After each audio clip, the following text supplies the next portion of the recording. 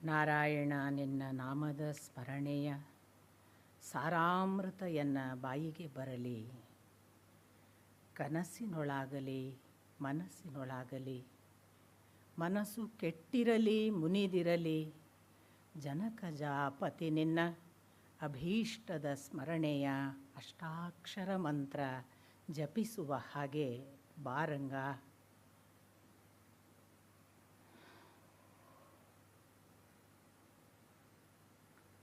ನಾರಾಯಣ.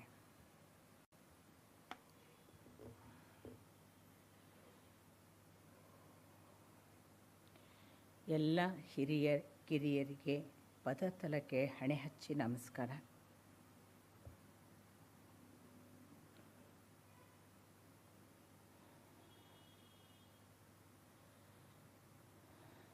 ಕಳೆದ 2 ದಿನಗಳಿಂದ ಭಾಗವತದ ಆ ಒಂದು ವೆಯ್ಟ್ ಅನ್ನು, ತೂಕವನ್ನು ನನಗೆ ಎಷ್ಟು ಹೊರಲಿಕ್ಕೆ ಸಾಧ್ಯವೋ, ನನ್ನ ಶಕ್ತಿ ಎಷ್ಟು ಸಾಧ್ಯ ಎತ್ತಲಿಕ್ಕೆ ಕೊಟ್ಟಿದೆಯೋ ಆ ಒಂದು ಪ್ರಯತ್ನದಲ್ಲಿ ನಾನು ನಿಧಾನ ದಾಟಿಸುವ ಕೆಲಸ ಮಾಡ್ತಿದ್ದೇನೆ. ಒಂದೊಮ್ಮೆ ಭಾಗವತದ ಆ 2 ದಿನಗಳ ಮಾತಿನಿಂದ ಅದ್ಭುತ ಅಂತ ಅನ್ನಿಸಿದರೆ ಅದು ಭಾಗವತಕ್ಕೆ ಸಲ್ಲಬೇಕಾದ ಗೌರವ. ಇದೇನು ಬೇಡ ಇತ್ತು, ಈ ಶಬ್ದ ಸರಿಯಲ್ಲ, ಇದು ಅಚಾತುರ್ಯ, ಇಂಥದ್ದು ಆಗಬಾರ್ದಿತ್ತು ಅನ್ನಿಸಿದರೆ ಅವೆಲ್ಲ ನನ್ನ ದೋಷಗಳು. ಅದನ್ನು ನನಗೆ ಬಿಟ್ಟು ಒಳಿತನ್ನು ಆ ಭಾಗವತದಲ್ಲಿ ಇರುವ ಆ ಪರಮ ಭಾಗವತ ಸತ್ವವನ್ನು ದಯವಿಟ್ಟು ಗ್ರಹಿಸಿ ದೋಷಗಳನ್ನೆಲ್ಲ ನನಗೆ ಬಿಡಿ ಅಂತ ನಾನು ನಿಮ್ಮಲ್ಲಿ ಅರಿಕೆ ಮಾಡಿಕೊಳ್ತೇನೆ. ಭಗವಂತನ ಮುಂದೆ ಅಲ್ಲದೆ ಇನ್ಯಾರ ಮುಂದೆ ದೌರ್ಬಲ್ಯ ಹೇಳುವುದು, ಭಗವಂತನ ಮುಂದೆ ಅಲ್ಲದೆ ಇನ್ಯಾರ ಮುಂದೆ ನನಗೆ ಏನು ಗೊತ್ತಿಲ್ಲ ಹೇಳುವುದು. ಉಳಿದವರ ಮುಂದೆ ಎಲ್ಲ ಶೋ ಆಫ್ ಮಾಡಬಹುದು, ಉಳಿದವರ ಮುಂದೆ ಎಲ್ಲ ನಾನು ಹಾಗೆ ಹೀಗೆ ಹೇಳಬಹುದು. ಆ ಪರಿಸ್ಥಿತಿಯೇ ಬಂದದ್ದು ಅರ್ಜುನನಿಗೆ. ಎಲ್ಲ ಮಾಡಿದ್ದ, ಕೃಷ್ಣನಿಲ್ಲದೆ ಇದ್ದಾಗ ಏನಾಯಿತು ಅನ್ನೋದನ್ನು ಕೃಷ್ಣನಿಗಲ್ಲದೆ ಭಗವಂತನಿಗಲ್ಲದೆ ಇನ್ಯಾರಿಗೆ ಹೇಳೋಕ್ಕೆ ಸಾಧ್ಯ? ಅವನು ಅದು ಎಂಥ ದುಃಖ. ಅದನ್ನು ಅವನ ಆ ಪ್ರಲಾಪವನ್ನು, ಆ ಪರಿಪರಿಯಾದ ಒಂದು ಇನ್ನು ಹೇಗಪ್ಪ ಅನ್ನುವ ಆ ಶೋಕವನ್ನು, ಆ ಎಲ್ಲ ನಿವೇದನೆಗಳನ್ನು ಅವನ ಅಣ್ಣನ ಮುಂದೆ ಮಾಡಿದ್ದನ್ನು ನಾವು ನೋಡಿದ್ವಿ. ಅದು ಕಂಪ್ಲೀಟ್ ಆಗೋದು ಎಲ್ಲಿ ಅಂದರೆ,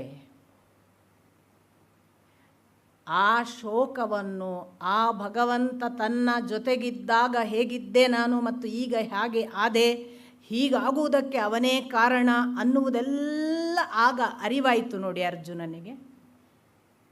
ಆ ನಿರಂತರ ಕೃಷ್ಣನಿಲ್ಲದೆ ಹೀಗಾದೆ, ಕೃಷ್ಣ ನನಗೆ ಹಾಗೆ ಮಾಡಿದ, ಕೃಷ್ಣ ನನಗೆ ಮೋಸ ಮಾಡಿದ, ಇತ್ಯಾದಿ ಇತ್ಯಾದಿ ಇತ್ಯಾದಿ ಹೇಳ್ತಾ ಹೇಳ್ತಾ ಹೇಳ್ತಾ ಕೃಷ್ಣ ಅನಾವರಣ ಆಗಲಿಕ್ಕೆ ಶುರುವಾದನಂತೆ ಅರ್ಜುನನಿಗೆ. ಯಾವ ಭಗವದ್ಗೀತೆ ಕೇವಲ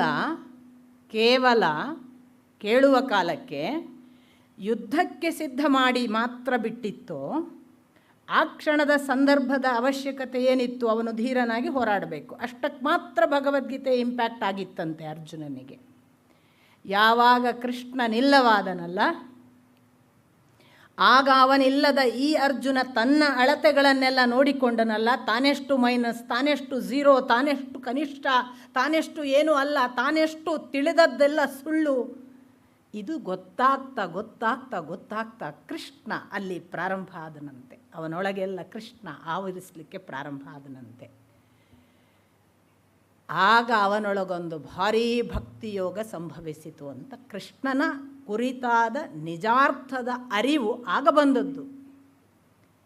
ಅಲ್ಲಿವರೆಗೆ ಅವ ಪರಿಪರಿಯಾಗಿ ಹೇಳ್ತಾನೆ, ಅಪ್ಪ ನೀನು ಗೊತ್ತೇ ಇರಲಿಲ್ಲಲ್ಲ, ನಾನೊಬ್ಬ ಕನಿಷ್ಠ ಮಿತ್ರನ ಹಾಗೆ ಏನೇನೋ ಮಾತಾಡಿದ್ದೇನೆ ನಿನಗೆ, ಒಬ್ಬ ಏಕಶ್ಚಿತ್ ಸ್ನೇಹಿತನ ಜೊತೆಗೆ ತೆಗೆದುಕೊಳ್ಳುವ ಎಲ್ಲ ಸಲಿಗೆ ತಗೊಂಡಿದ್ದೀನಲ್ಲಪ್ಪ.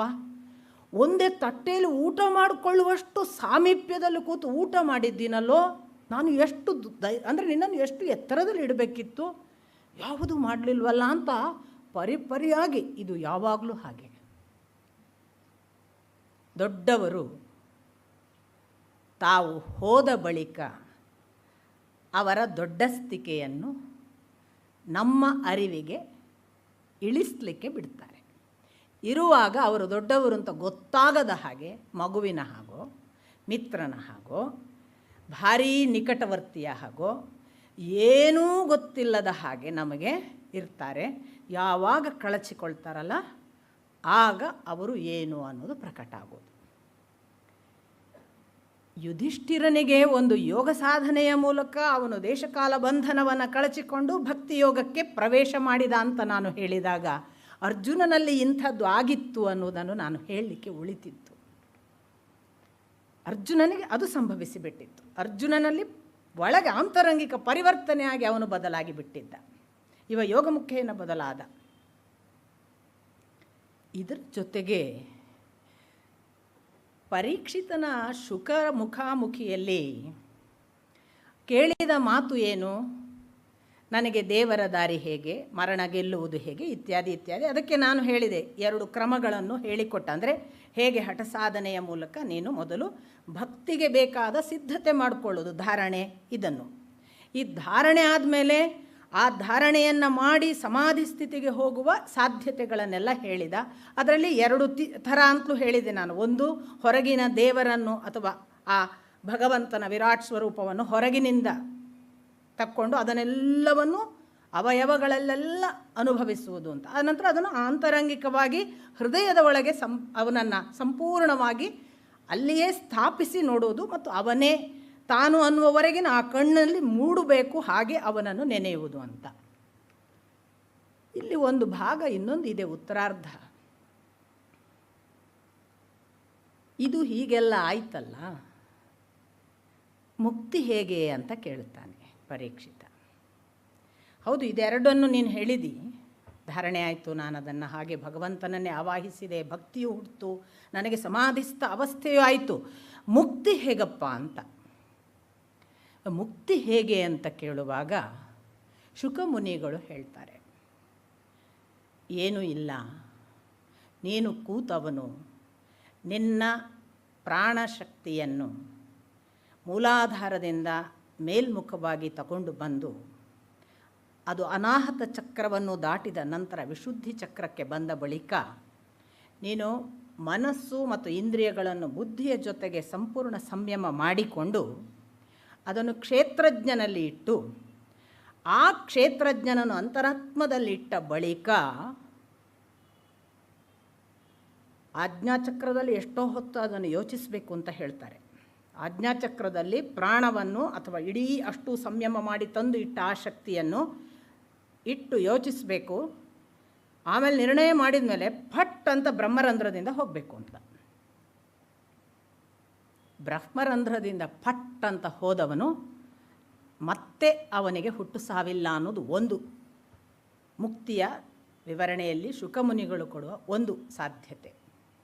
ಇನ್ನೊಂದು ಹೇಳ್ತಾರೆ, ಇನ್ನೊಂದು ಸಾಧ್ಯತೆ ಇದೆ. ಎಲ್ಲವೂ ಹೀಗೆ ಅನಾಹತ ವಿಶುದ್ಧಿ ಚಕ್ರದವರೆಗೆ ಎಲ್ಲ ಬಂತು, ಎಲ್ಲವನ್ನೂ ಹೌದು, ಅದೆಲ್ಲ ಆ ಸಂಯಮ ಇಂದ್ರಿಯಗಳ ಬುದ್ಧಿಯ ಎಲ್ಲ ಆಯಿತು. ಈ ಇಷ್ಟು ಸಂಗತಿಗಳನ್ನು, ಆ ಬುದ್ಧಿಯಲ್ಲಿದ್ದಂತಹ ಎಲ್ಲ ಸಂಯಮಗೊಂಡ ಅಷ್ಟೂ ಸಂಗತಿಗಳನ್ನು ಅವ್ರು ಹೇಳ್ತಾರೆ, ಮೊದಲು ಅಹಂಕಾರ ತತ್ವದಲ್ಲಿ ಸ್ಥಾಪಿಸುವುದು. ಅಹಂಕಾರ ತತ್ವದಲ್ಲಿ ಸ್ಥಾಪಿಸಿ ಆಜ್ಞಾಚಕ್ರದಲ್ಲಿ ನಿಲ್ಲಿಸಿಕೊಂಡು ಆಜ್ಞಾಚಕ್ರದಿಂದ ಭಗವಂತನನ್ನು ಸೇರುವ ಅಪೇಕ್ಷೆಗಿಂತಲೂ ಸಿದ್ಧಪುರುಷನಾಗುವ ಉದ್ದೇಶವಿದ್ದರೆ, ಅಥವಾ ಬೇರೆ ಬೇರೆ ಲೋಕಗಳು ಇವೆ ಅಂತಾರಲ್ಲ ಅದನ್ನು ಕಂಡು ಬರಬೇಕು ಅನ್ನೋ ಅಪೇಕ್ಷೆ ಇದ್ದರೆ, ಎಷ್ಟು ಸ್ಪಷ್ಟ ಮಾತುಗಳಿವೆಲ್ಲ. ಬೇರೆ ಬೇರೆ ಲೋಕಗಳು ಇವೆ ಅಂತ ಪೂರ್ವಜರು ಹೇಳಿದ್ದಾರಲ್ಲ, ಅದನ್ನು ಕಂಡು ಬರಬೇಕು ನಾನು ಅಂತ ನಿಮಗೇನಾದರೂ ಇಚ್ಛೆ ಇದ್ದರೆ, ಸೂಕ್ಷ್ಮ ಶರೀರನಾಗಿ ಆಜ್ಞಾಚಕ್ರದ ಸುಷುಮ್ನ ನಾಡಿಗೆ ಕನೆಕ್ಟ್ ಮಾಡಿಕೊಂಡು ಸುಷುಮ್ನ ನಾಡಿಯಿಂದ ಆ ಮನಸ್ಸು ಇಂದ್ರಿಯಗಳ ಸಹಿತ ಈ ದೇಹದಿಂದ ಹೊರಗೆ ಹೋಗಬೇಕು ಅಂತ. ದೇಹ ಅಲ್ಲೇ ಇರುತ್ತೆ, ಅದು ಸಾಯುವುದಿಲ್ಲ. ಅವರು ಹೇಳೋ ಈ ವಿವರಣೆಯಲ್ಲಿ ಅದು ಸೂಕ್ಷ್ಮ ಶರೀರ ಮನಸ್ಸು ಇಂದ್ರಿಯಗಳ ಸಹಿತವಾಗಿ ಪಟ್ಟಂತ ಸುಷುಮ್ನ ನಾಡಿಯ ಮೂಲಕ ಆಕಾಶ ಮಾರ್ಗವಾಗಿ ಅಗ್ನಿಲೋಕಕ್ಕೆ ಪ್ರಥಮವಾಗಿ ಹೋಗುತ್ತೆ. ನೋಡಿ, ಈ ಲೋಕಗಳು ಉಂಟಾ ಅಂತೆಲ್ಲ ಕೇಳಬೇಡಿ ನನ್ನನ್ನು. ನೀವು ನಿಮ್ಮ ಅನುಸಂಧಾನದಲ್ಲಿ ನಿಮಗೆ ಅನ್ನಿಸಿದರೆ ಹೌದು, ಇಲ್ಲದಿದ್ದರೆ ಇಲ್ಲ. ಅದು ನಾನು ಯಾರಿಗೂ ಏನನ್ನು ಇಲ್ಲಿ ಉಂಟು ಇಲ್ಲಿಲ್ಲ, ನನ್ನ ಅಳತೆ ನನಗೆ ಸಿಕ್ಕರೆ ನನ್ನ ಸಂತೋಷ. ಅದು ನಾನು ಅನುಭವಿಸಿದರೆ ನನಗೆ ಗೊತ್ತು ಅಷ್ಟೇ. ಅದು ಇದು ಉಂಟು, ನೀವು ಅನುಭವಿಸಬೇಕು. ನಿಮಗೂ ಅಗ್ನಿಲೋಕ ಅಂದರೆ ಸೂರ್ಯಲೋಕ ಅಂತ ಅವ್ರು ಹೇಳ್ತಾರೆ ಅಂತ ಇಟ್ಕೊಳ್ಳಿ. ಆ ಅಗ್ನಿ ಲೋಕಕ್ಕೆ ಹೋದಾಗ ಆ ಬೀಯಿಂಗ್ ಉಂಟಲ್ಲ, ಅದು ಒಮ್ಮೆ ಸುಟ್ಕೊಳ್ಳುತ್ತಂತೆ. ತನ್ನ ದೋಷ ಕಲ್ಮಶಗಳನ್ನೆಲ್ಲ ಸುಟ್ಟು ಪ್ಯೂರ್ ಆಗುತ್ತೆ ಅಗ್ನಿಯಲ್ಲಿ. ಆ ನಂತರ ಅದರ ಮೇಲಿನ ಲೋಕ, ಇದೆಲ್ಲ ಸೂಕ್ಷ್ಮ ಶರೀರದ ಸಹಿತ ಇಂದ್ರಿಯ ಮನಸ್ಸುಗಳ ಸಹಿತ ಅನುಭವಿಸಬಹುದಾದ ಲೋಕ ಅಂತ ಶುಕಮುನಿಗಳು ಹೇಳ್ತಾರೆ. ಹೀಗೆ ಮೇಲಕ್ಕೆ ಹೋದಾಗ ಅದು ಅಗ್ನಿ ಲೋಕದಲ್ಲಿ ತನ್ನನ್ನು ಸುಟ್ಟುಕೊಂಡ ಬಳಿಕ ಅದು ಬ್ರಹ್ಮಲೋಕಕ್ಕೆ ಹೋಗುತ್ತಂತೆ. ಬ್ರಹ್ಮಲೋಕದಲ್ಲಿ ಸಾವಿಲ್ಲ, ಮುಪ್ಪಿಲ್ಲ, ಎಲ್ಲ ಸರಿಯಂತೆ. ಆದರೆ ನೋವು, ಕೆಳಗೆ ಏನಾದರೂ ನೋವುಗಳನ್ನು ಅನುಭವಿಸ್ತಿದ್ರೆ ಆ ವೇದನೆಗಳು ಅಲ್ಲಿ ಆಗುತ್ತಂತೆ. ನಾನು ಅಂತೀನಿ, ಯಾಕೆಂದರೆ ಶುಕಮುನಿಗಳು ಹೇಳಿದ್ದು, ನೋಡದ್ದಲ್ಲ, ನಾನು ನೋಡಿದ್ದನ್ನು ಹೇಳ್ಬೋದಾಗ ನನ್ನ ಡೈರೆಕ್ಟ್ ಸ್ಪೀಚಲ್ಲಿ ಹೇಳ್ಬೋದು. ನನಗೆ ಗೊತ್ತಿಲ್ಲ. ಆದರೆ ಇದನ್ನು ದೈನಂದಿನ ನಮ್ಮ ಚಟುವಟಿಕೆಗಳಲ್ಲಿ ನಮ್ಮ ಮಟ್ಟಕ್ಕೆ ಅನುಭವಿಸೋದಕ್ಕೆ ಸಾಧ್ಯ ಇದೆ, ಅದು ಬೇರೆ ಮಾತು. ನಾನು ಆ ಲೋಕದ ಕುರಿತು ಹೇಳಬೇಕಾದ್ರೆ ಅದೊಂದು ಲೋಕವಾ, ಮೇಲೆ ಉಂಟಾ ಹಾಗೆ ಕೇಳಿದರೆ ನನಗೆ ಗೊತ್ತಿಲ್ಲ. ಮೇಲೆ ಇಲ್ಲ, ಇಲ್ಲಿ ಅನುಭವಿಸಲಿಕ್ಕೆ ಬರುತ್ತೆ ಅದನ್ನು. ಹಾಗೆ ಅವರಿಗೆ ಮೇಲೆ ಆ ಬ್ರಹ್ಮಲೋಕದಲ್ಲಿದ್ದಾಗ ಅದೆಲ್ಲ ಅನುಭವಕ್ಕೆ ಬಂದು ನೋವು ವೇದನೆಗಳು ಬೇಡ ಅನ್ನಿಸಿದರೆ ಆ ಸಿದ್ಧಚಾರಣರು ತಕ್ಷಣ ಮಹರ್ಲೋಕಕ್ಕೆ ಹೋಗ್ತಾರಂತೆ. ಮಹರ್ಲೋಕ ಅದು ಸಿದ್ಧಚಾರಣರ ಲೋಕ. ಅಲ್ಲಿಂದ ಆಚೆಗೆ ಇರುವ ಸತ್ಯಲೋಕವನ್ನೊಮ್ಮೆ ನೋಡಿ ಬಂದಾಗ ಅವರಿಗೆ ಅನ್ನಿಸ್ತದಂತೆ, ಸಾಕು ನೋಡಿದ್ದು. ಆಗ ಅವರು ಅದೇ ಸೂಕ್ಷ್ಮ ಶರೀರ ಇಂದ್ರಿಯ ಮತ್ತು ಮನಸ್ಸುಗಳ ಸಹಿತ ಮರಳಿ ಬಂದು ಪುನಃ ಅಷ್ಟೂ ಇಂದ್ರಿಯ ಮನಸ್ಸುಗಳನ್ನು ತಾವು ಇಷ್ಟರವರೆಗೆ ಏನು ಸಂಯಮ ಮಾಡಿ ಅಹಂಕಾರ ತತ್ವದಲ್ಲಿಟ್ಟಿದ್ರು ಅದನ್ನು ಬಳಸುವ ಮೊದಲು ಅಥವಾ ಅದನ್ನು ತ್ಯಜಿಸುವ ಮೊದಲು ಅವರು ಮೊದಲು ಈ ದೇಹವನ್ನು ಬಿಡ್ತಾರಂತೆ. ಹೇಗೆ ಬಿಡ್ತಾರೆ ಅಂತ ಕೇಳಿದರೆ, ಇದು ಪೃಥ್ವಿಯನ್ನು ಆಪಿಗೂ, ಆಪನ್ನು ಹೀಗೆ ವಾಪಸ್, ಪೃಥ್ವಿಯನ್ನು ಆಪಿಗೂ, ಆಪನ್ನು ತೇಜಸ್ಸಿಗೂ, ತೇಜಸ್ಸನ್ನು ವಾಯುವಿಗೂ, ವಾಯುವನ್ನು ಆಕಾಶಕ್ಕೂ ಲಯ ಮಾಡ್ತಾರಂತೆ. ಅಂದರೆ ಈ ಪಂಚಭೂತಗಳನ್ನು ಪಂಚಭೂತಗಳಲ್ಲಿ ಲಯ ಮಾಡ್ತಾರೆ ಮೊದಲಿಗೆ. ಆ ನಂತರ ಈ ಅಹಂಕಾರ ತತ್ವದಲ್ಲಿರುವ ಈ ಇಂದ್ರಿಯ ಮನಸ್ಸು ಬುದ್ಧಿ ಎಲ್ಲವೂ ಇದಾವಲ್ಲ, ಸಂಯಮಕ್ಕೆ ಒಳಪಡಿಸಿಕೊಂಡು ಅಹಂಕಾರ ತತ್ವದಲ್ಲಿ ನೆಲೆಸಿದ್ದನ್ನು ಅದರ ಆಚೆಗಿನ ಕ್ಷೇತ್ರಜ್ಞನಲ್ಲಿ ಇಡ್ತಾರಂತೆ. ಕ್ಷೇತ್ರಜ್ಞನಲ್ಲಿ ಇಟ್ಟ ನಂತರ ಅವರು ಮಹತ್ತತ್ವಕ್ಕೆ ಕರ್ಕೊಂಡು ಹೋಗ್ತಾರೆ. ಮಹತ್ತತ್ವದಿಂದ ಅದು ಮತ್ತೆ ಪ್ರಕೃತಿ ತತ್ವದಲ್ಲಿ ಲೀನವಾಗ್ತದೆ. ಇದು ಇನ್ನೊಂದು ಮಾರ್ಗ ಅಂತ. ಅಲ್ಲಿ ಬ್ರಹ್ಮರಂಧ್ರದಿಂದ ಡೈರೆಕ್ಟ್ ಹೋಗಿಬಿಡೋದು, ಮತ್ತೆ ಹುಟ್ಟು ಸಾವಿಲ್ಲ, ಅವನು ನೇರ ಭಗವಂತನ ಸೇರ್ಪಡೆ ಅನ್ನುವವರೆಗೆ ಒಂದು ಮಾತು. ಇನ್ನೊಂದು, ಹೀಗೆಲ್ಲ ನೋಡಿ ಬಂದು ಮರಳಿ ಬಂದು ದೇಹವನ್ನು ತಾವೇ ತ್ಯಜಿಸ್ಬೇಕು. ನೋಡಿ, ಈ ದೇಹವನ್ನೆಲ್ಲ ತಾವೇ ಬಿಡಬೇಕು, ಅವರು ತಾವೇ ಕಳಚ್ಕೋಬೇಕು ಕಂಪ್ಲೀಟ್. ಎಲ್ಲ ಅವರ ರೆಸ್ಪಾನ್ಸಿಬಿಲಿಟಿ ಜಾಸ್ತಿ. ಅದನ್ನು ಸಂಪೂರ್ಣ ತಾನು ಕಳಚಿಕೊಂಡು ನೋಡಬೇಕು ಅವರು. ಇದು ಇದಕ್ಕೆ ಲೀನ ಆಯಿತು, ಇದು ಪಂಚಭೂತಗಳನ್ನು ಸೇರಿತು, ಎಲ್ಲ ನೋಡಿದ ನಂತರ ಅವರು ಮುಂದೆ ಹೊರಡ್ತಾರೆ. ಹೊರಡುವಾಗ ಅವರು ಆಯ್ಕೆ ಮಾಡಿಕೊಳ್ಳೋದು ಮಹತ್ತತ್ವ ಮತ್ತು ಪ್ರಕೃತಿಯಲ್ಲಿ ಲೀನವಾಗುವುದು. ಇದನ್ನು ಕ್ರಮಮುಕ್ತಿ ಮಾರ್ಗ ಅಂತ ಶುಕಮುನಿಗಳು ಹೇಳೋದು. ಮೊದಲನೆಯದು ಮುಕ್ತಿ ಮಾರ್ಗ, ಎರಡನೆಯದು ಮುಕ್ತಿ ಮಾರ್ಗ. ಅಂದರೆ ಕ್ರಮಕ್ರಮವಾಗಿ ಸೋಪಾನವಾಗಿ ಹತ್ತುತ್ತಾ ಹೋಗಿ ಬರುವುದು ಅಂತ. ಇದೆರಡರಲ್ಲಿ ಯಾವುದು ಒಳ್ಳೆಯದು ಅಂತ ಪ್ರಶ್ನೆ ಆಯಿತಂತೆ. ಆಗ ವಾಸುದೇವರು ಕೊಟ್ಟ ಉತ್ತರ ಅಂತ ಹೇಳ್ತಾರೆ ನಾರದರಿಗೆ. ಮೊದಲನೆಯದು ಒಳ್ಳೆಯ ಮಾರ್ಗ, ಅದು ಭಕ್ತಿಯ ಮಾರ್ಗ. ಇದು ಸಾಧನೆಯಿಂದ ಹಠದಿಂದ ಪಡೆಯುವ ಮಾರ್ಗ. ಭಕ್ತಿ ಮಾಡಪ್ಪ ಅಂತ ಪರೀಕ್ಷಿತನಿಗೆ ಹೇಳಿದರು ಅಂತ. ಪರೀಕ್ಷಿತ ಮುಂದೆ ಮತ್ತೊಂದು ಪ್ರಶ್ನೆ ಕೇಳ್ತಾನೆ. ಪ್ರಾಣವನ್ನು ನೀವು ಹೇಳಿದ ಹಾಗೆ ಬ್ರಹ್ಮರಂಧ್ರದಿಂದ ಬಿಟ್ಟೇನು ಅಂತಲೇ ಇಟ್ಕೊಳ್ಳುವ, ಈ ಬ್ರಹ್ಮರಂಧ್ರದಿಂದ ಬಿಡುವ ಹೊತ್ತಿಗೆ ನಾನು ಯಾರನ್ನು ನೆನೆಯಬೇಕು? ಎಲ್ಲವೂ ಬಹಳ ಅದ್ಭುತ ಪ್ರಶ್ನೆಗಳು ಅಲ್ವಾ? ನಾನು ಯಾರನ್ನು ನೆನೆಯಬೇಕು ಅಂತ ಕೇಳಿದ್ದಕ್ಕೆ ನೋಡಿ, ಯಾವಾಗಲೂ ದೊಡ್ಡದು ಯಾವತ್ತೂ ಕೂಡ ಒತ್ತಾಯನೇ ಮಾಡಲ್ಲ. ಚಾಯ್ಸ್ ಈಸ್ ಯುವರ್ಸ್ ಅನ್ನತ್ತೆ. ನಾವು ಹಠ ಮಾಡೋದೆಲ್ಲ ಸಣ್ಣವರು, ಇದನ್ನೇ ನೆನಿಬೇಕು, ಇದನ್ನೇ ನೆನೆದರೆ ಮುಕ್ತ, ಅದು ಏನು ಹೇಳೋದಿಲ್ಲ. ಎಷ್ಟು ಚಂದ ಹೇಳ್ತಾರೆ ಶುಕಮುನಿಗಳು ಅಂದರೆ, ನಿನಗೆ ಬ್ರಹ್ಮ ತೇಜಸ್ಸಿನ ಅಪೇಕ್ಷೆ ಇದೆಯಾ, ಬೃಹಸ್ಪತಿಗಳನ್ನು ನೆನೆ. ನಿನಗೆ ನಿನ್ನ ಒಳಗಿನ ಕಾಂತಿ ಹೆಚ್ಚಬೇಕು ಅನ್ನೋ, ಇದೆಲ್ಲ ಮತ್ತೆ ನೀನು ಹುಟ್ಟಿ ಬರ್ತಿ ಅನ್ನುವ ಕಾನ್ಸೆಪ್ಟಿನ ಮೇಲಿನ ಮಾತುಗಳು. ಬೀಯಿಂಗಿಗೆ ಮತ್ತೆ ಅದು ಇನ್ನೊಂದು ಫಾರ್ಮ್ ತಗೊಳ್ಳುತ್ತೆ ಅನ್ನುವ ಮಾತುಗಳು.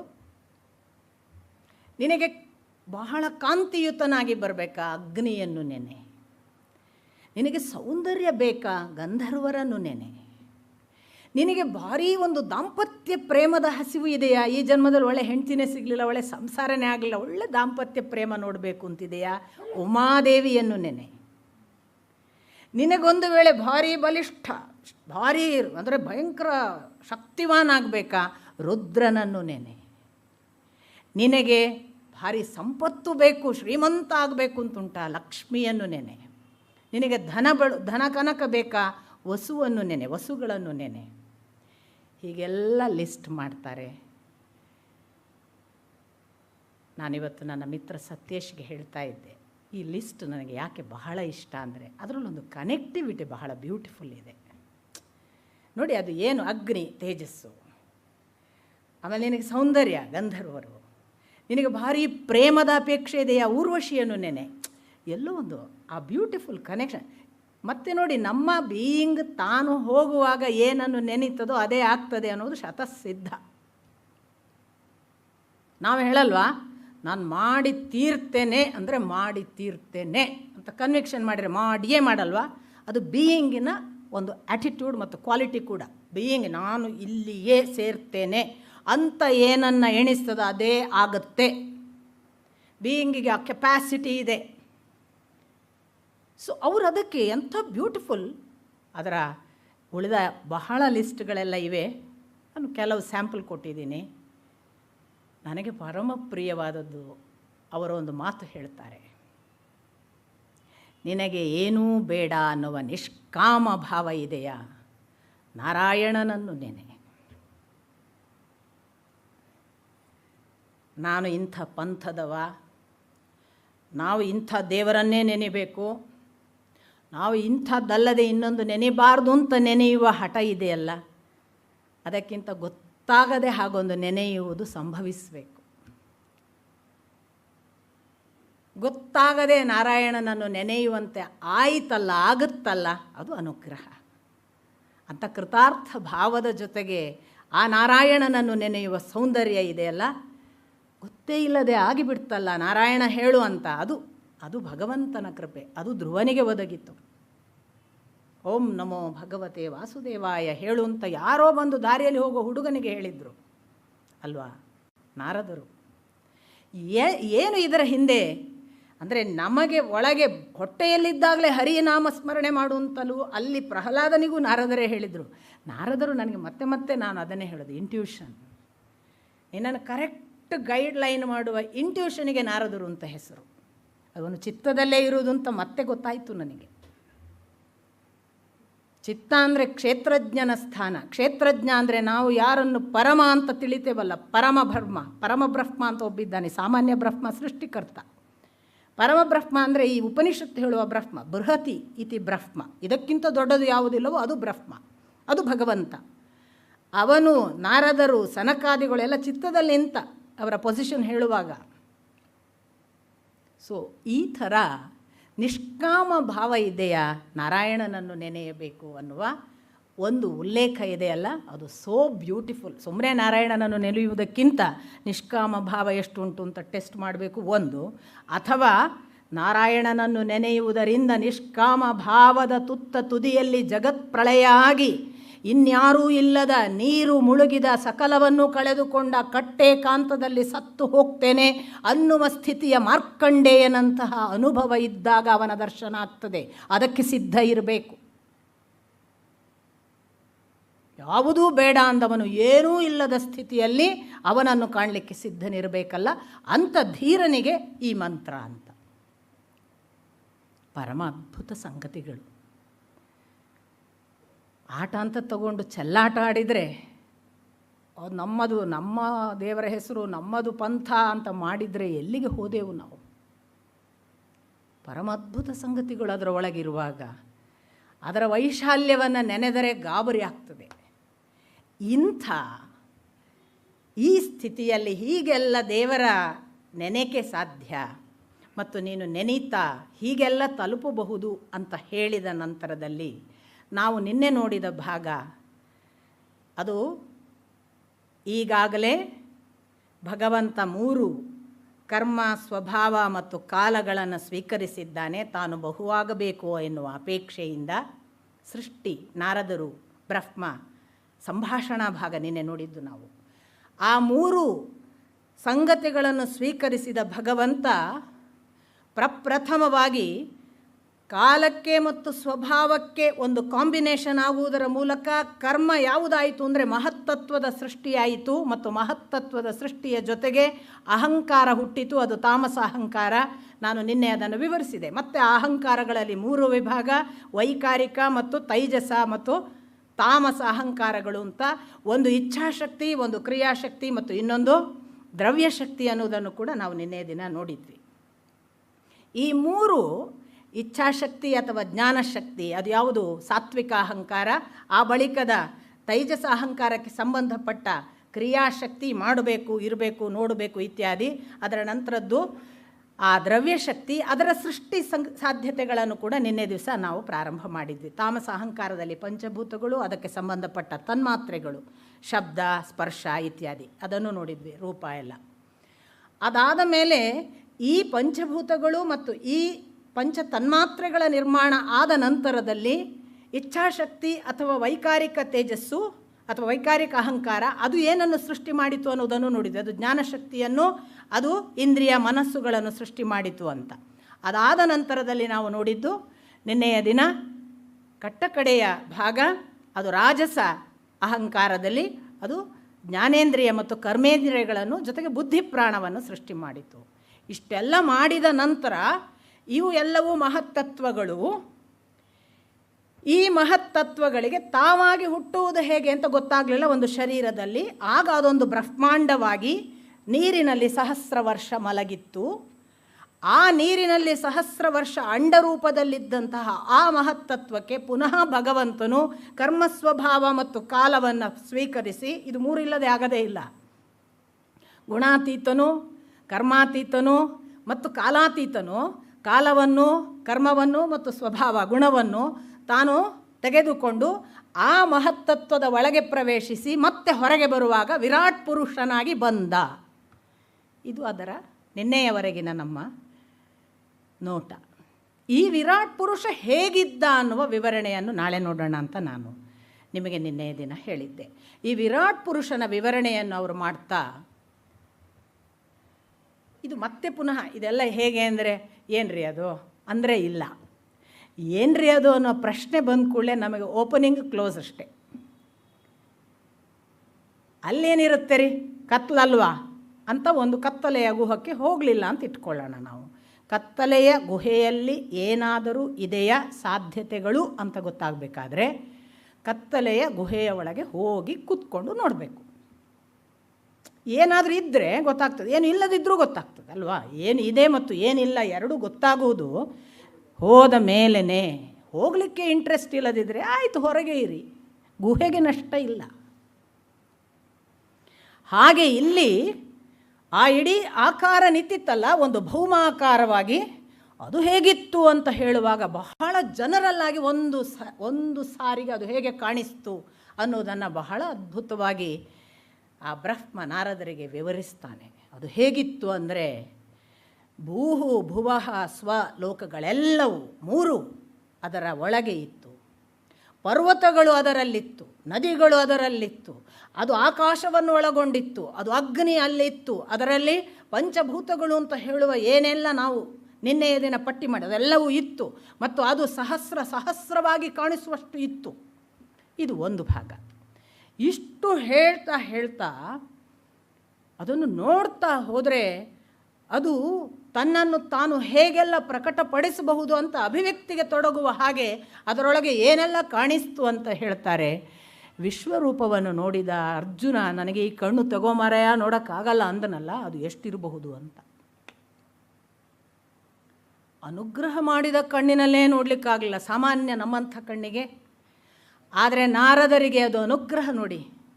ಬ್ರಹ್ಮ ಹೇಳ್ತಿದ್ದಾರೆ, ಸ್ವತಃ ಪುತ್ರ ನಾರದರು, ನೋಡಪ್ಪ ಹೀಗೀಗೆ ಆವತ್ತು ನನಗೆ ಸೃಷ್ಟಿ ಆಗೋ ಮೊದಲು ಅವನ ಕಥೆ ಏನು ನೋಡಪ್ಪ ಹೀಗೆ ಅಂತ ಹೇಳ್ತಾ ಅವರು ಏನು ಹೇಳ್ತಾರೆ ಅಂದರೆ, ಆ ವಿರಾಟ್ ಪುರುಷನಿಗೆ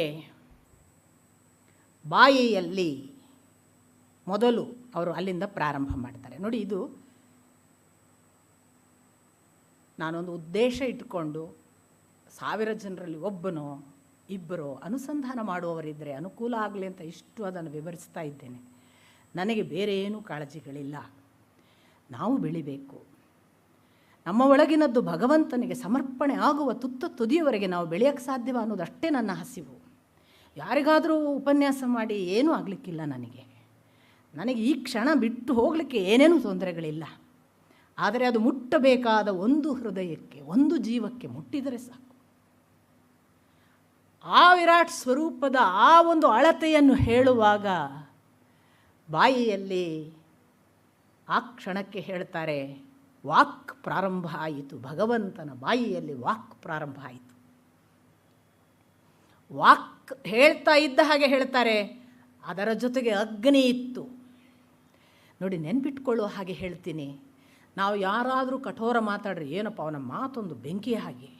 ವಾಕ್ಕಿಗೂ ಅಗ್ನಿಗೂ ನೇರ ಸಂಬಂಧ. ಹಾಗಾಗಿ ಬಾಯಿಯಲ್ಲಿ ವಾಕ್ ಪ್ರಾರಂಭ ಆಗುವಾಗ ಅದರ ಜೊತೆಗೆ ಅಗ್ನಿಯೂ ಇತ್ತು ಅಂತ ಹೇಳ್ತಾರೆ. ಆ ವಾಕ್ಕಿನ ಜೊತೆಗೆ ಅಗ್ನಿ ಇತ್ತು ಅನ್ನೋದನ್ನು ಹೇಳಿದವರೇ ಮುಂದೆ ಹೇಳ್ತಾರೆ, ಅದರ ಜೊತೆಗೆ 7 ಛಂದಸ್ಸುಗಳು ಬಂದುವು ಅಂತ. ಇಡೀ ಅಕ್ಷರ ಪ್ರಪಂಚದ ವಿದ್ಯೆಯ ಜ್ಞಾನದ ಸಂಗತಿಗಳು ಆಗ ಅವನ ಬಾಯಿಯಿಂದ ಹೊರಹೊಮ್ಮಿದವು ಅಂತ. ಅದು ತ್ರಿಷ್ಟುಪ್ಪು, ಅನುಷ್ಟುಪ್ಪು 7 ಛಂದಸ್ಸುಗಳು ಆ ಕ್ಷಣಕ್ಕೆ ಬಂದು ಹುಟ್ಟಿದ್ದು ಆಗಲೇ ಅಂತ. ಅದಾದ ಕೂಡಲೇ ನೋಡಿ, ಇದೆಲ್ಲ ನೆನ್ಪಿಟ್ಕೊಳ್ಳಿ ಸುಲಭ. ಬಾಯಿಯಿಂದ ಪ್ರಾರಂಭ ಮಾಡಿ ತಕ್ಷಣ ಹೇಳ್ತಾರೆ, ಆ ಕೂಡಲೇ ನಾಲಿಗೆಯಲ್ಲಿ ರಸನೇಂದ್ರಿಯ, ರಸನೇಂದ್ರಿಯ, ರಸ, ಜಲ ಮತ್ತು ವರುಣ. ನೋಡಿ, ಜಲಕ್ಕೂ ವರುಣನಿಗೂ ನೇರ ಸಂಬಂಧ ಅಲ್ವಾ.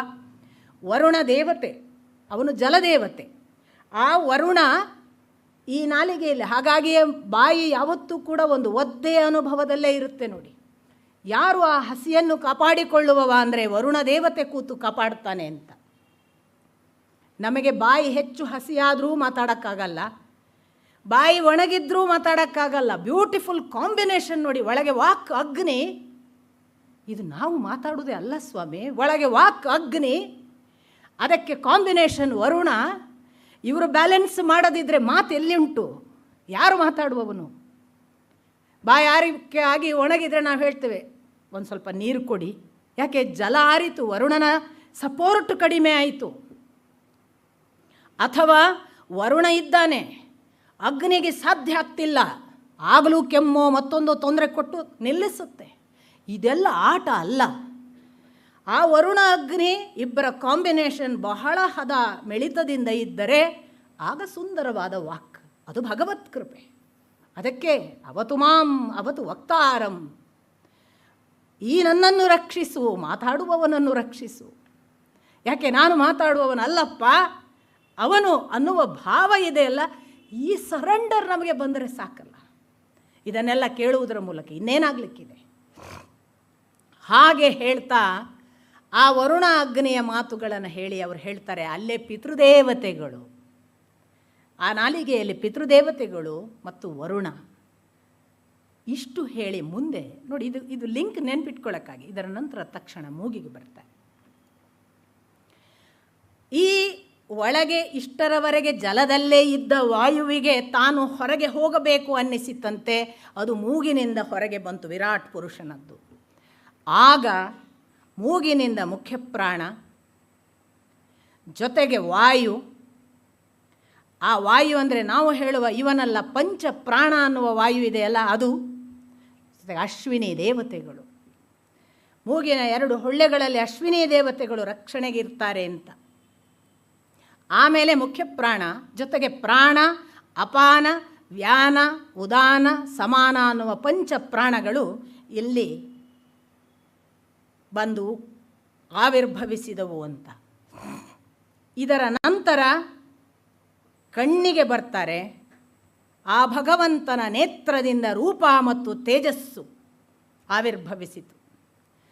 ಆ ರೂಪ ಮತ್ತು ತೇಜಸ್ಸನ್ನು ಉಂಟು ಮಾಡಿದ ಈ ಕಣ್ಣೇ ಆದಿತ್ಯ. ಅದರ ಒಳಗೆ ಗೋಲಿ ಇದೆಯಲ್ಲ, ಸಣ್ಣ ಜಾಗ, ಎಷ್ಟು ಸಣ್ಣದು ನೋಡಿ. ಅವರು ಕೊಡುವ ವಿವರಣೆ ಏನು ಗೊತ್ತಾ ಆ ಜಾಗಕ್ಕೆ?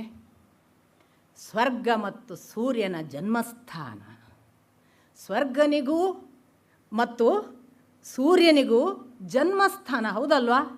ನಮಗೆ ಆ ಬೆಳಕು ಇಲ್ಲಿಂದಲೇ ಮತ್ತು ಅದರ ಮೂಲಕ ಅನುಭವಿಸುವ ಆನಂದಗಳೆಲ್ಲವೂ ಇಲ್ಲಿಂದಲೇ.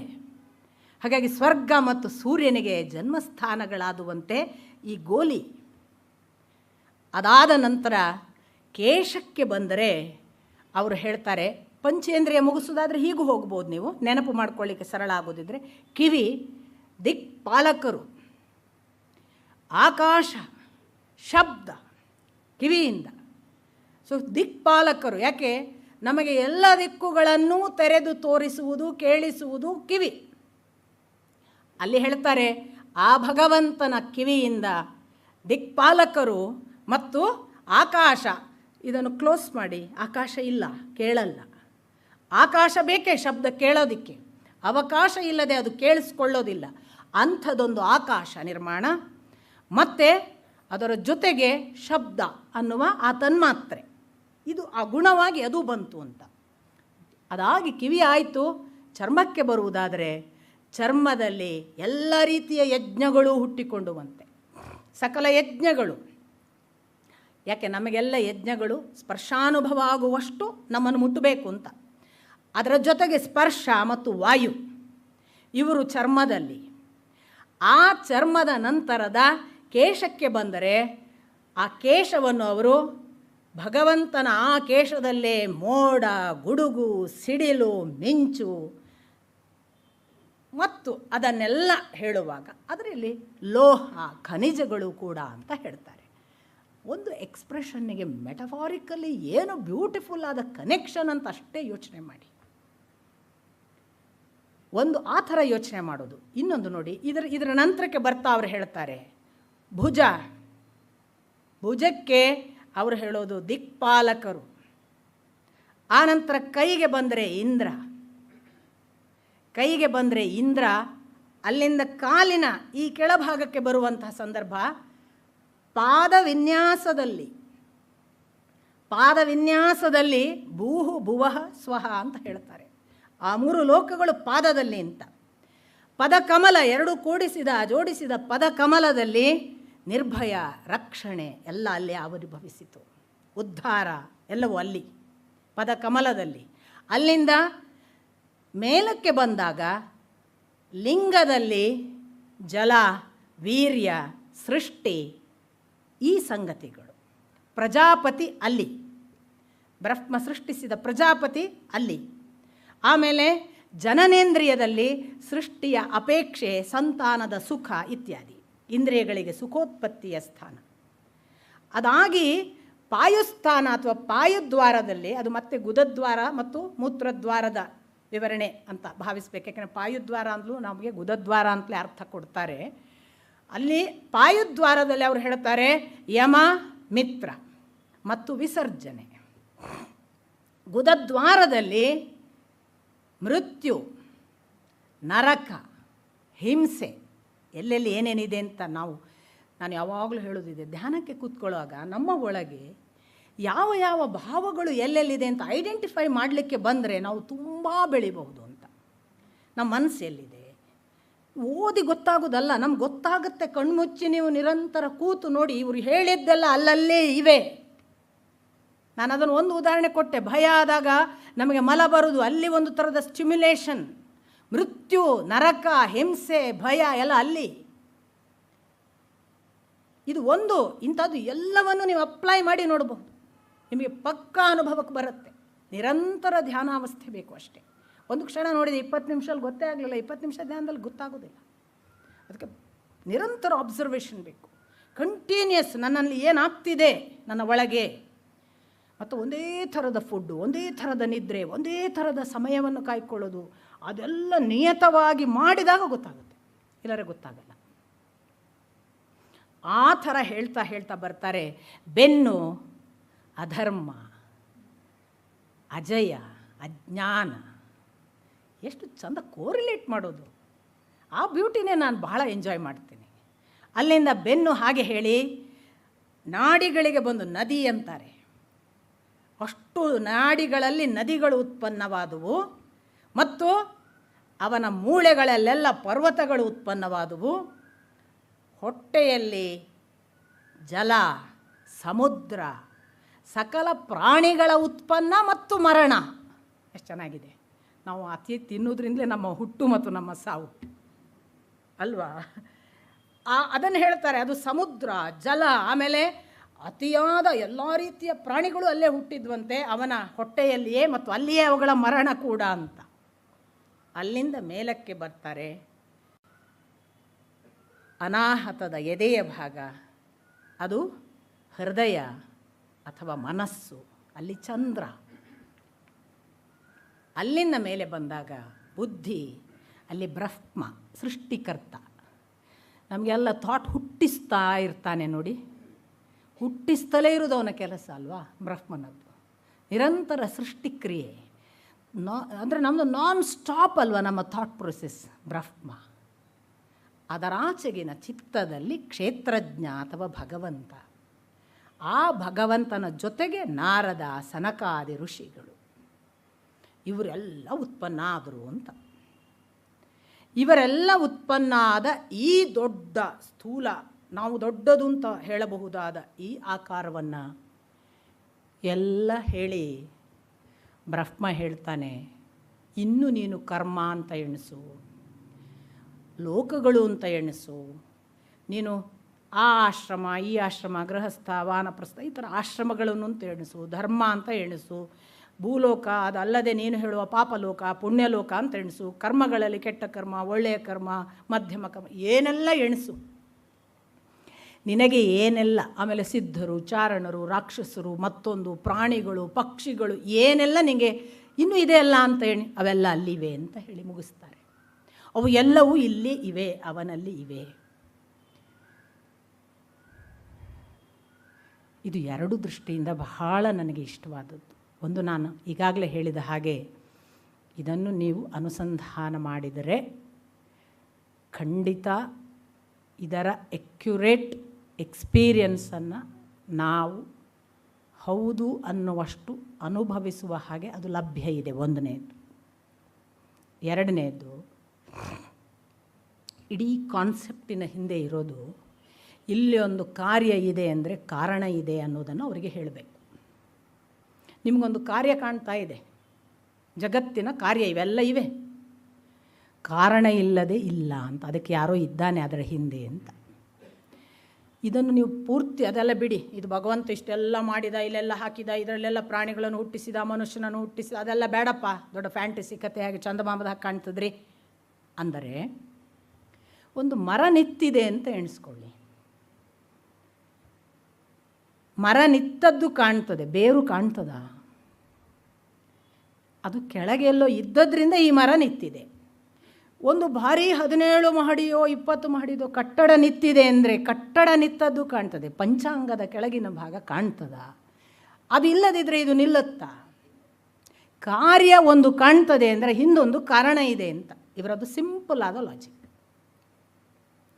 ಒಂದು ಮನೆಯೆಲ್ಲ ಬೆಳಕಿದೆ, ಅಲ್ಲಿ ಯಾರೋ ಇದ್ದಾರೆ, ಆದರೆ ಮಾತ್ರ ಅದು ಅಲ್ಲಿ ಚಾಲನೆಯಲ್ಲಿರುವ ಮನೆ ನಮಗೆ ಗೊತ್ತಾಗುತ್ತೆ ಅಲ್ವಾ? ನಾವು ಒಂದು ಮನೆಯೆಲ್ಲ ಅಂಗಳ ಗುಡಿಸಿದ್ದಾರೆ, ರಂಗೋಲಿ ಹಾಕಿದ್ದಾರೆ, ಮನೆಯಲ್ಲಿ ಬೆಳಕಿದೆ ಅಂದರೆ ಅಲ್ಲಿ ಯಾರೋ ಇದ್ದಾರೆ ಅಂತ. Simple logic. ಅಲ್ಲಿ ಯಾರೋ ಇದ್ದಾರೆ ಅಂದರೆ ಮನೆ ತನ್ನಷ್ಟಕ್ಕೆ ನಡೆಯುವುದಿಲ್ಲ ಅಂದಂಗಾಯ್ತು. ನಡೆಸುವವ ಒಬ್ಬ ಬೇಕು, ಇಲ್ಲಾದರೆ ಮನೆ ಅನ್ನೋದಿಲ್ಲ ನಾವು ಅದನ್ನು. ಅದು ಬೀಗ ಹಾಕಿ ಹಾಳು ಬಿದ್ದಿದ್ದಲ್ಲ, ಎಷ್ಟು ದಿವಸ ಆಯಿತು, ಅಲ್ಲಿ ಯಾರಿಲ್ಲ. ಬೀಗ ಹಾಕಿ ಯಾರೂ ಇಲ್ಲದಿದ್ದರೆ ಮನೆ ಅನ್ನೋದಿಲ್ಲ ನಾವು, ಹಾಳು ಬಿದ್ದಿದೆ ಅಂತ. ಹಾಗಾದರೆ ಒಂದು ನಿರಂತರವಾಗಿ ತನ್ನ ಕ್ರಿಯೆಗಳನ್ನು ಸುಂದರವಾಗಿ ನಡೆಸ್ತಾ ಇದೆ ಅಂದರೆ ಇಲ್ಲಿ ಒಂದು ಯಾವುದೋ ಅದಕ್ಕೆ ಕಾರಣ ಇದೆ ಅಂತ. ಆ ಕಾರಣ ಎಷ್ಟು ಬ್ಯೂಟಿಫುಲ್. ಮುಂದಿನ ಭಾಗ, ಆ ಕಾರಣ ಯಾವುದು? ಆ ಕಾರಣವನ್ನು ನೀವು ಭಗವಂತ ಅನ್ನಿ, ಒಂದು ಶಕ್ತಿಯನ್ನಿ, ಒಂದು ಮಹತ್ತತ್ವ ಚೈತನ್ಯ ಅನ್ನಿ, ಅದು ಒಂದು ಅಂತೂ ಖಂಡಿತ ಇದೆ. ಅದೇ ಈ ವಿರಾಟ್ ಸ್ವರೂಪ ಅಂತ ಅವರು ಹೇಳೋದು. ಅಂದರೆ ಈ ಜಗತ್ತಿನಲ್ಲಿ ನಾವೇ ಈಗ ಇವರು ಇಂಥವರು ಅಂತ ನಮ್ಮನ್ನು ಪರಿಚಯ ಮಾಡಿಕೊಳ್ಳೋ ರೂಟ್ ಕೇಳೋದಲ್ವ, ಯಾರ ಮಗಳು ಯಾರ ಮಗಳು ಅಂತ ಹೇಳುವವರೆಗೆ ಒಂದು ಹೆಸರು ಹೇಳದಿದ್ದರೆ ಏನು ಅಪ್ಪನ ಹೆಸರೇ ಹೇಳೋದಿಲ್ಲ ಅವರು ಅಲ್ವಾ, ಎಲ್ಲೋ ಒಂದು ಇವರು ಏನು ರೂಟ್ ಇಲ್ವಾ ಅಂತ ಈ ರೂಟನ್ನು ಹುಡುಕಿದ್ರು ಅವರು. ಇಲ್ಲಿ ಯಾವುದೋ ಒಂದು ಎಲ್ಲವನ್ನು ಧಾರಣೆ ಮಾಡಿ ನಿಂತಿದೆ, ನಮಗೆ ಗೊತ್ತಿಲ್ಲದೆ, ನಮಗೆ ಕಾಣಿಸ್ತಾ ಇಲ್ಲ, ಆದರೆ ಅದು ಧಾರಣೆ ಇಲ್ಲದೆ ಇಷ್ಟೆಲ್ಲ ಏಕಕಾಲಕ್ಕೆ ನಡೀಲಿಕ್ಕಿಲ್ಲ, ನಿಲ್ಲಲಿಕ್ಕಿಲ್ಲ. ಅದು ಇದೆ, ಅದು ಯಾವುದು, ಅದು ಕಾಣಿಸುವುದಿಲ್ಲ. ಹಾಗಾದರೆ ಕಾಣಿಸದೇ ಇರುವುದು ಮಾತ್ರವಾ, ಅದು ಇಲ್ಲಿ ಎಲ್ಲ ಇಲ್ವಾ?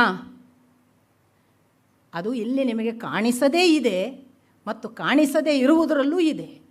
ಇದು ಅದರ ಲಾಜಿಕ್ ಹೇಗೆ ಅಂದರೆ, ಇದರಲ್ಲೂ ಇದೆ, ಕಾಣದ ಹಾಗೆ ಇದೆ, ಮತ್ತು ಕಾಣಿಸದೇ ಇರುವ ಅದು ತನ್ನಷ್ಟಕ್ಕೆ ಕೂಡ ಇದೆ. ಅದಕ್ಕೆ ಎರಡೂ ಅಸ್ತಿತ್ವ ಇದೆ, ಅದು ಅಲ್ಲಿಯೂ ಇದೆ, ಇಲ್ಲಿಯೂ ಇದೆ. ಹಾಗಾದರೆ ಮತ್ತೆ ಮುಂದಿನ ಪ್ರಶ್ನೆಗಳು ಪ್ರಾರಂಭ ಆಗ್ತವೆ. ಇದು ಸತ್ಯವಾದ, ಇದು ಮಾಯೆಯ, ಅದು ಮಾತ್ರ ನಿಜವಾ? ಅದು ಮಾತ್ರ ಸತ್ಯವಾಗಿ ಇದು ಮಾಯೆಯ ಹೇಗೆ ಆಗುತ್ತೆ? ಇದು ಅಸತ್ಯ ಅಲ್ವಾ? ಹಾಗಾದರೆ ಇದು ಇಲ್ಲ ಅಲ್ವಾ? ಈ ಜಿಜ್ಞಾಸೆಗಳು, ಈ ಚರ್ಚೆಗಳು, ಇದರ ಚರ್ಚೆಯನ್ನೇ ಸುಮಾರು ಎಳೆದಾಡುವವರಿದ್ದಾರೆ. ಮಾಯೆಯ ಬೆನ್ನು ಹತ್ತುವವರೇ ಇದ್ದಾರೆ. ಮಾಯೆಯ ಬೆನ್ನು ಹತ್ತಿ ಮಾಯೆಯೇ ಸರಿ ಅನ್ನುವವರಿದ್ದಾರೆ. ಮಾಯೆ ಅಲ್ಲವೇ ಅಲ್ಲ, ಇದೆಲ್ಲ ಸತ್ಯ ಅನ್ನುವವರಿದ್ದಾರೆ. ನನ್ನದೊಂಥರ ವಿಚಿತ್ರ ಜಾತಿ. ನಾನು ಎಲ್ಲಿ ಜಗಳ ಉಂಟೋ ಅಲ್ಲಿ ಅಭಿಪ್ರಾಯಗಳು ಬೇಡ ಅನ್ನುವವಳು. ಅವರವರು ದೇವರ ಬುದ್ಧಿ ಚಿತ್ತ ಎಲ್ಲ ಉಂಟಲ್ಲ, ಅವರಿಗೇನು ತಿಳಿತದ ಹಾಗೆ. ನನಗೇನನ್ನಿಸ್ತು, ನಾನು ಯಾಕೆ ಹೇಳಕ್ಕೆ ಹೋಗಬೇಕು? ನನಗೇನನ್ನಿಸ್ತು ನನಗೆ ಸಂಬಂಧಪಟ್ಟದೆ. ನನಗೆ ಅದು ಮಾಯೆ ಅನಿಸಿದೆ, ನೀವು ಮಾಯೆ ಅಂತ ಭಾವಿಸಿ, ನಾನು ಯಾರು ಹೇಳೋಕ್ಕೆ? ನನಗದು ಸತ್ಯ ಅನಿಸಿದೆ, ಸತ್ಯ ಅಂತಲೇ ಭಾವಿಸಿ, ನಾನು ಯಾರು? ನನಗೆ ಗೊತ್ತಿಲ್ಲಪ್ಪ. ಜಗಳ ಇದೆ, ಆ ಜಗಳಕ್ಕಾಗಿಯೇ ಜೀವ ಎಲ್ಲ ತೇಯ್ದವರಿದ್ದಾರೆ. ಆ ಜಗಳವನ್ನೇ ದೊಡ್ಡದು ಮಾಡಿ ಬಹುಶಃ ಭಗವಂತನನ್ನೇ ಮರೆತವರಿದ್ದಾರೋ ಏನೋ. ಯಾಕಂದರೆ ಇದೇ ದೊಡ್ಡದಾಗಿ, ಇದೇ ಕದನದಲ್ಲಿ ನಾವು ಸರಿಯಾ ನೀವು ಸರಿಯಾ ಅನ್ನೋ ಚರ್ಚೆ, ವಿಜೃಂಭಣೆ, ಅದರಲ್ಲಿ ನಾವು ಗೆದ್ವಿ ಅವರು ಸೋತರು ಅನ್ನುವ ನನ್ನದು ಬಹಳ, ಅದರಲ್ಲಿ ನಾನು ಬಹಳ ದೂರ. ಹಾಗಾಗಿ ನನಗೆ ಗೊತ್ತಿಲ್ಲ. ಒಂದು ಮಾತು ಕನ್ಕ್ಲೂಡಿಂಗ್ ಆಗಿ ಬ್ರಹ್ಮ ಹೇಳ್ತಾನೆ, ಒಂದು ಪ್ರಕಾಶ ಇದೆ, ಅದು ಜಡದ ಒಳಗೆ ಇದ್ದಾಗ ಜಡ ಕಾಣಿಸ್ತದೆ. ಪ್ರಕಾಶವೇ ಕಾಣಿಸಿದಾಗ ಜಡವಿಲ್ಲ, ಜಡ ಕಾಣಿಸ್ತಾ ಇದ್ದರೆ ಪ್ರಕಾಶ ಮರೆಯಲ್ಲಿದೆ ಅಂತ ಅರ್ಥ ಅಂತ. ಇದು ಒಂದು ಬ್ಯೂಟಿಫುಲ್ಲಾದ ವಾಕ್ಯ ಅನ್ನಿಸ್ತು ನನಗೆ. ಈ ಪ್ರಕಾಶ ಅನ್ನುವ ಆ ಚೈತನ್ಯ ಕಾಣದಂತೆ ಇದ್ದಾನೆ ಮತ್ತು ತನ್ನ ಪ್ರಕಾಶವನ್ನು ಈ ಜಡದೊಳಗೆ ಕೊಟ್ಟು ಈ ಚೈತನ್ಯವನ್ನು ನಡೆಸ್ತಿದ್ದಾನೆ ಅನ್ನುವ ಹಾಗೆ ಆ ಮಾತು. ಇದಾದ ನಂತರದಲ್ಲಿ ಆ ಒಂದು ಚರ್ಚೆ ಮುಗಿದು, ಹಾಗಾದರೆ ನಾರದರು ಇನ್ನೂ ಏನೋ ಪ್ರಶ್ನೆ ಕೇಳಬೇಕು ಅನ್ನೋದ್ರೊಳಗಾಗಿ ಬ್ರಹ್ಮ ಹೇಳ್ತಾರೆ, ನೀನು ಸಾಮಾನ್ಯ ಇದೊಂದು ವಿರಾಟ್ ಪುರುಷನ ಮಟ್ಟಕ್ಕೆ ಅವನಿದ್ದಾನೆ ಅಂತ ತಿಳಿಬೇಡ. ಅವನು ಎಲ್ಲ, ಇದರ ಒಟ್ಟು ಅರ್ಥ ಏನು, ಎಲ್ಲವನ್ನು ಅವನು ಧಾರಣೆ ಮಾಡಿದ್ದಾನೆ ಅಂತ. ಅವನ ಬಾಯಲ್ಲಿ ಅದಿದೆ, ಇಲ್ಲಿ ಹುಡ್ತು ಅಲ್ಲಿ ಹುಡ್ತು ಅನ್ನೋದಕ್ಕಿಂತ ಸಕಲವನ್ನು ಅವನು ಬ್ಯಾಲೆನ್ಸ್ ಮಾಡ್ತಿದ್ದಾನೆ, ಅವನೇ ಧಾರಣಾ ಶಕ್ತಿ ಅಂತ. ಇಷ್ಟೇ ಅಂತ ತಿಳಿಬೇಡ ಅಂತ ಹೇಳಿ, ನೋಡಿ ನಾನು ಹೇಳಿದೆ ರಿಪೀಟ್ ಮಾಡೋದು ಒಂದು ಗುಣ ಅಂತ. ಪುನಃ ರಿಪೀಟ್ ಮಾಡ್ತಾರೆ ಅವತಾರಗಳನ್ನು. ಅವನು ಬೇರೆ ಬೇರೆ ಅವತಾರಗಳಲ್ಲಿ ಬರ್ತಾನಪ್ಪ. ಅವನು ಬಂದ ಅವತಾರಗಳನ್ನು ನಿನಗೆ ನಾನು ಒಮ್ಮೆ ಹೇಳ್ತೇನೆ ನೋಡು ಅಂತ ಪುನಃ ಬ್ರಹ್ಮನಿಗೆ ಅದನ್ನು ಹೇಳುವ ಅಪೇಕ್ಷೆ. ಪುನಃ ಹೇಳ್ತಾರೆ ಆ 24 ಅವತಾರಗಳನ್ನು. ಈ ಬಾರಿ ಹೇಳುವಾಗ ನೋಡಿ, ಪ್ರಥಮ ಬಾರಿ ಹೇಳುವಾಗ ಬರೀ ಹೆಸರು ಹೇಳಿಬಿಟ್ಬಿಟ್ರು. ಈ ಬಾರಿ ಹೇಳುವಾಗ ಸ್ವಲ್ಪ ಇಂಟ್ರೊಡ್ಯೂಸ್ ಮಾಡ್ತಾರೆ. ಅದೊಂದು ಟೆಕ್ನಿಕ್. ಅದು ಅನುಸಂಧಾನ ಮಾಡುವವನಿಗೆ, ಭಗವಂತನನ್ನು ಧ್ಯಾನಿಸುವವನಿಗೆ, ಭಗವಂತನ ಲೀಲೆಗಳನ್ನು ತಿಳಿಯುವವನಿಗೆ ನಿಧಾನ ಅವನಲ್ಲಿ ಎಂಟರ್ ಮಾಡಿಸುವ ಗುಣ. ಭಗವಂತ ಒಮ್ಮೆಲೆ ಎಂಟರ್ ಆಗಲ್ಲ. ಎಂಟರ್ ಆದರೆ ಸಹಿಸ್ಕೊಳ್ಳೋ ಶಕ್ತಿಯೂ ಇರಲ್ಲ. ಅವನು ಅಲ್ಪ ಸ್ವಲ್ಪ ಮಗದೊಂದು ಘಟನೆಗಳ ಮೂಲಕ ಇಂಟ್ರೊಡ್ಯೂಸ್ ಆಗಬೇಕು ಮೊದಲು. ಅವ ಇಂಟ್ರೊಡ್ಯೂಸ್ ಆಗ್ತಾ ನಮಗೆ ಪರಿಚಿತ ಆಗಬೇಕು ಮೊದಲು. ಅವನು ಪರಿಚಿತ ಆಗ್ತಾ ಆಗ್ತಾ ನಮಗೆ ಅವನು ಇಂಟಿಮೆಸಿ ಬರಬೇಕು. ಆ ಇಂಟಿಮೆಸಿ ಬಂದ ಮೇಲೆ ನಮಗೊಂದು ಕಾನ್ಫಿಡೆನ್ಸ್ ಬರುತ್ತೆ. ಕಾನ್ಫಿಡೆನ್ಸ್ ಬಂದ ಮೇಲೆ ನಮಗೆ ಟೋಟಲ್ ಟ್ರಸ್ಟ್ ಪ್ರಾರಂಭ ಆಗುತ್ತೆ. ಆ ಟೋಟಲ್ ಟ್ರಸ್ಟ್ ಪ್ರಾರಂಭ ಆದಮೇಲೆ ಅವನ ಅನುಭವಗಳು ನಮಗೆ ಸಾಕ್ಷಾತ್ಕಾರಗೊಳ್ಳಲಿಕ್ಕೆ ಶುರುವಾಗ್ತವೆ. ಆ ಸಾಕ್ಷಾತ್ಕಾರದ ಅನುಭವಗಳನ್ನು ನಾವು ನನಗೆ ಇಷ್ಟೇ ಬೇಡ, ನನಗೆ ಇದರ ಆಚೆಗಿದ್ದು ತೋರಿಸು ಅನ್ನುವಾಗ ಅವನ ಸಾಮೀಪ್ಯ, ಸಾನ್ನಿಧ್ಯ, ಸಾರೂಪ್ಯ ಈ ಅನುಭವಗಳ ಮುಂದಿನ ಹಂತ. ಹಾಗಾಗಿ ಒಂದು ಲಾಂಗ್ ಪ್ರೋಸೆಸ್ ಅದು. ಆ ಅರ್ಥದಲ್ಲಿ ಫಸ್ಟಿಗೆ ಅವನಿಗೆ ತುಂಬ ಅವತಾರಗಳಿವೆಪ್ಪ ಅಂತ ಅಷ್ಟೇ ಹೇಳಿಬಿಟ್ಟಿದ್ರು. ಈಗ ಅದು 24 ಅವತಾರಗಳಪ್ಪ ಅಂತ ಹೇಳಿ ಸ್ವಲ್ಪ ಇಂಟ್ರೊಡ್ಯೂಸ್ ಮಾಡ್ತಾರೆ. ಯಾರು ಗೊತ್ತೇನೋ ಅಂತ ನಾರದರಿಗೆ ಕೇಳ್ತಾ, ನಾನು ಆಗಲೇ ಸ್ವಲ್ಪ ಅದನ್ನು ಹೇಳಿದ್ದೇನೆ, ಅದರಿಂದ ಬಹಳ ದೀರ್ಘ ಹೋಗೋದಿಲ್ಲ, ಅಲ್ಲಲ್ಲೇ ಬ್ರೀಫ್ ಮಾಡ್ತೀನಿ. ಬ್ರಹ್ಮನ ಮಾನಸ ಪುತ್ರರು ಮೊದಲನೆಯ ಅವತಾರ, ಸನಕ, ಸನಂದ, ಸನಾತನ, ಸನತ್ ಕುಮಾರ ಅಂತ 4 ಜನ. ಅವರ ಕುರಿತಾಗಿ ಮುಂದೆ ಘಟನೆಗಳಲ್ಲೇ ಬರುತ್ತೆ. ಹಿರಣ್ಯಾಕ್ಷನ ಅವತಾರದ ವಿವರಣೆಯಲ್ಲಿ ಇವರ ಕಥೆಯೂ ಬರುತ್ತೆ. ಆದ್ದರಿಂದ ಈಗೇನು ಹೇಳೋದಿಲ್ಲ ನಾನು. ಆಮೇಲೆ ನಾರದ, ಈಗಾಗಲೇ ನಾರದರ ಕಥೆ ಬಂತು, ನಾವು ಹೇಳಿತ್ತು. ಅವರು ಹೇಗೆ ಗಂಧರ್ವರಿದ್ದರು, ಮುಂದೆ ಹೇಗೆ ಒಂದು ದಾಸಿಯ ಮನೆಯಲ್ಲಿ ಹುಟ್ಟಿದರು, ಆನಂತರ ಹೇಗೆ ಒಬ್ಬ ಭಗವಂತನ ಸಾಕ್ಷಾತ್ಕಾರ ಆಗಿ ಮುಂದೆ ಬ್ರಹ್ಮನ ಮಗ ಆದರು. ನಾರದರ ಅವತಾರದ ಕಥೆ ಆಯಿತು. ಅದಾಗಿ ಅವರು ಮೂರನೇದು ನಮಗೆ ಹೇಳೋದು ಕಪಿಲ ಮುನಿ. ಕಪಿಲ ಮುನಿ ಕರ್ದಮ ಅನ್ನುವ ಬ್ರಹ್ಮನ ಸೃಷ್ಟಿಯ ಒಬ್ಬ ಪ್ರಜಾಪತಿ, ಅವನಿಗೆ ದೇವಹೂತಿ ಅನ್ನುವ ಹೆಣ್ಣು ಮಕ್ಕಳಲ್ಲಿ ಹುಟ್ಟಿದವನು. ಈ ಕಪಿಲ ಮುನಿ, ಕರ್ದಮನ ಮಗನಾದ ಕಪಿಲ ಮುನಿ, ಅವನು ಬಹಳ ಇಂಟ್ರೆಸ್ಟಿಂಗ್ ಅಂತಂದರೆ ತನ್ನ ತಾಯಿಗೆ ಸಾಂಖ್ಯಶಾಸ್ತ್ರ ಹೇಳಿ ತಾಯಿಯನ್ನು ಉದ್ಧರಿಸಿದವ. ಅವನ ಕಥೆಯು ದೀರ್ಘವಾಗಿ ಮುಂದೆ ಬರುತ್ತೆ. ಅದಾದ ನಂತರ ನಾವು ಕಪಿಲ ಮತ್ತು ಈ ನಂತರದ ಹಂತದಲ್ಲಿ ನಮಗೆ ಸಿಕ್ಕುವುದು ದತ್ತಾತ್ರೇಯ ಅಂತ. ದತ್ತಾತ್ರೇಯ ಯಾರು ಅಂದರೆ ಈ ಭಗವಂತನನ್ನು ನಿರಂತರವಾಗಿ ಅತ್ರಿ ಮುನಿಗಳು ಭಗವಂತನನ್ನು ನನಗೊಂದು ಮಗುವಾಗಿ ಹುಟ್ಟಬೇಕು, ಮಗು ಕೊಡು, ಮಗು ಕೊಡು ಅಂತ ಕೇಳಿದಾಗ ಭಗವಂತ ಸ್ವಯಂ ದತ್ತನಾದನಂತೆ. ತಾನೇ ಅವನಿಗೆ ತನ್ನನ್ನು ಕೊಟ್ಟುಕೊಂಡು ಮಗ ಹುಟ್ಟಿದ ಅವ ದತ್ತಾತ್ರೇಯ. ದತ್ತಾತ್ರೇಯ ಆದವನು. ಸೊ ದತ್ತಾತ್ರೇಯ ಅವನ ಒಂದು ಮುಖ. ಅವನು ಅಲ್ಲದೆ ನಾವು ಈಗಾಗಲೇ ಹೇಳಿದ ಹಾಗೆ ನರನಾರಾಯಣರು ಹುಟ್ಟಿದ್ದಾರೆ. ಈ ನರನಾರಾಯಣರು ಅನ್ನುವವರು ನಾವು ಗಮನಿಸಬೇಕು, ಧರ್ಮ ಮತ್ತು ಮೂರ್ತಿ ಅಂತ ಇವರೆಲ್ಲ ಯಾರು ಅನ್ನೋದು ನಿಮಗೆ ಮುಂದೆ ನಾನು ಸೃಷ್ಟಿಕ್ರಿಯೆಯಲ್ಲಿ ಯಾವ ಯಾವ ಮನುಷ್ಯರು ಹುಟ್ಟಿದ್ರು ಅನ್ನೋದೇ ಒಂದು ಬಹಳ ಬ್ಯೂಟಿಫುಲ್ ವಿವರಣೆ ಇದೆ.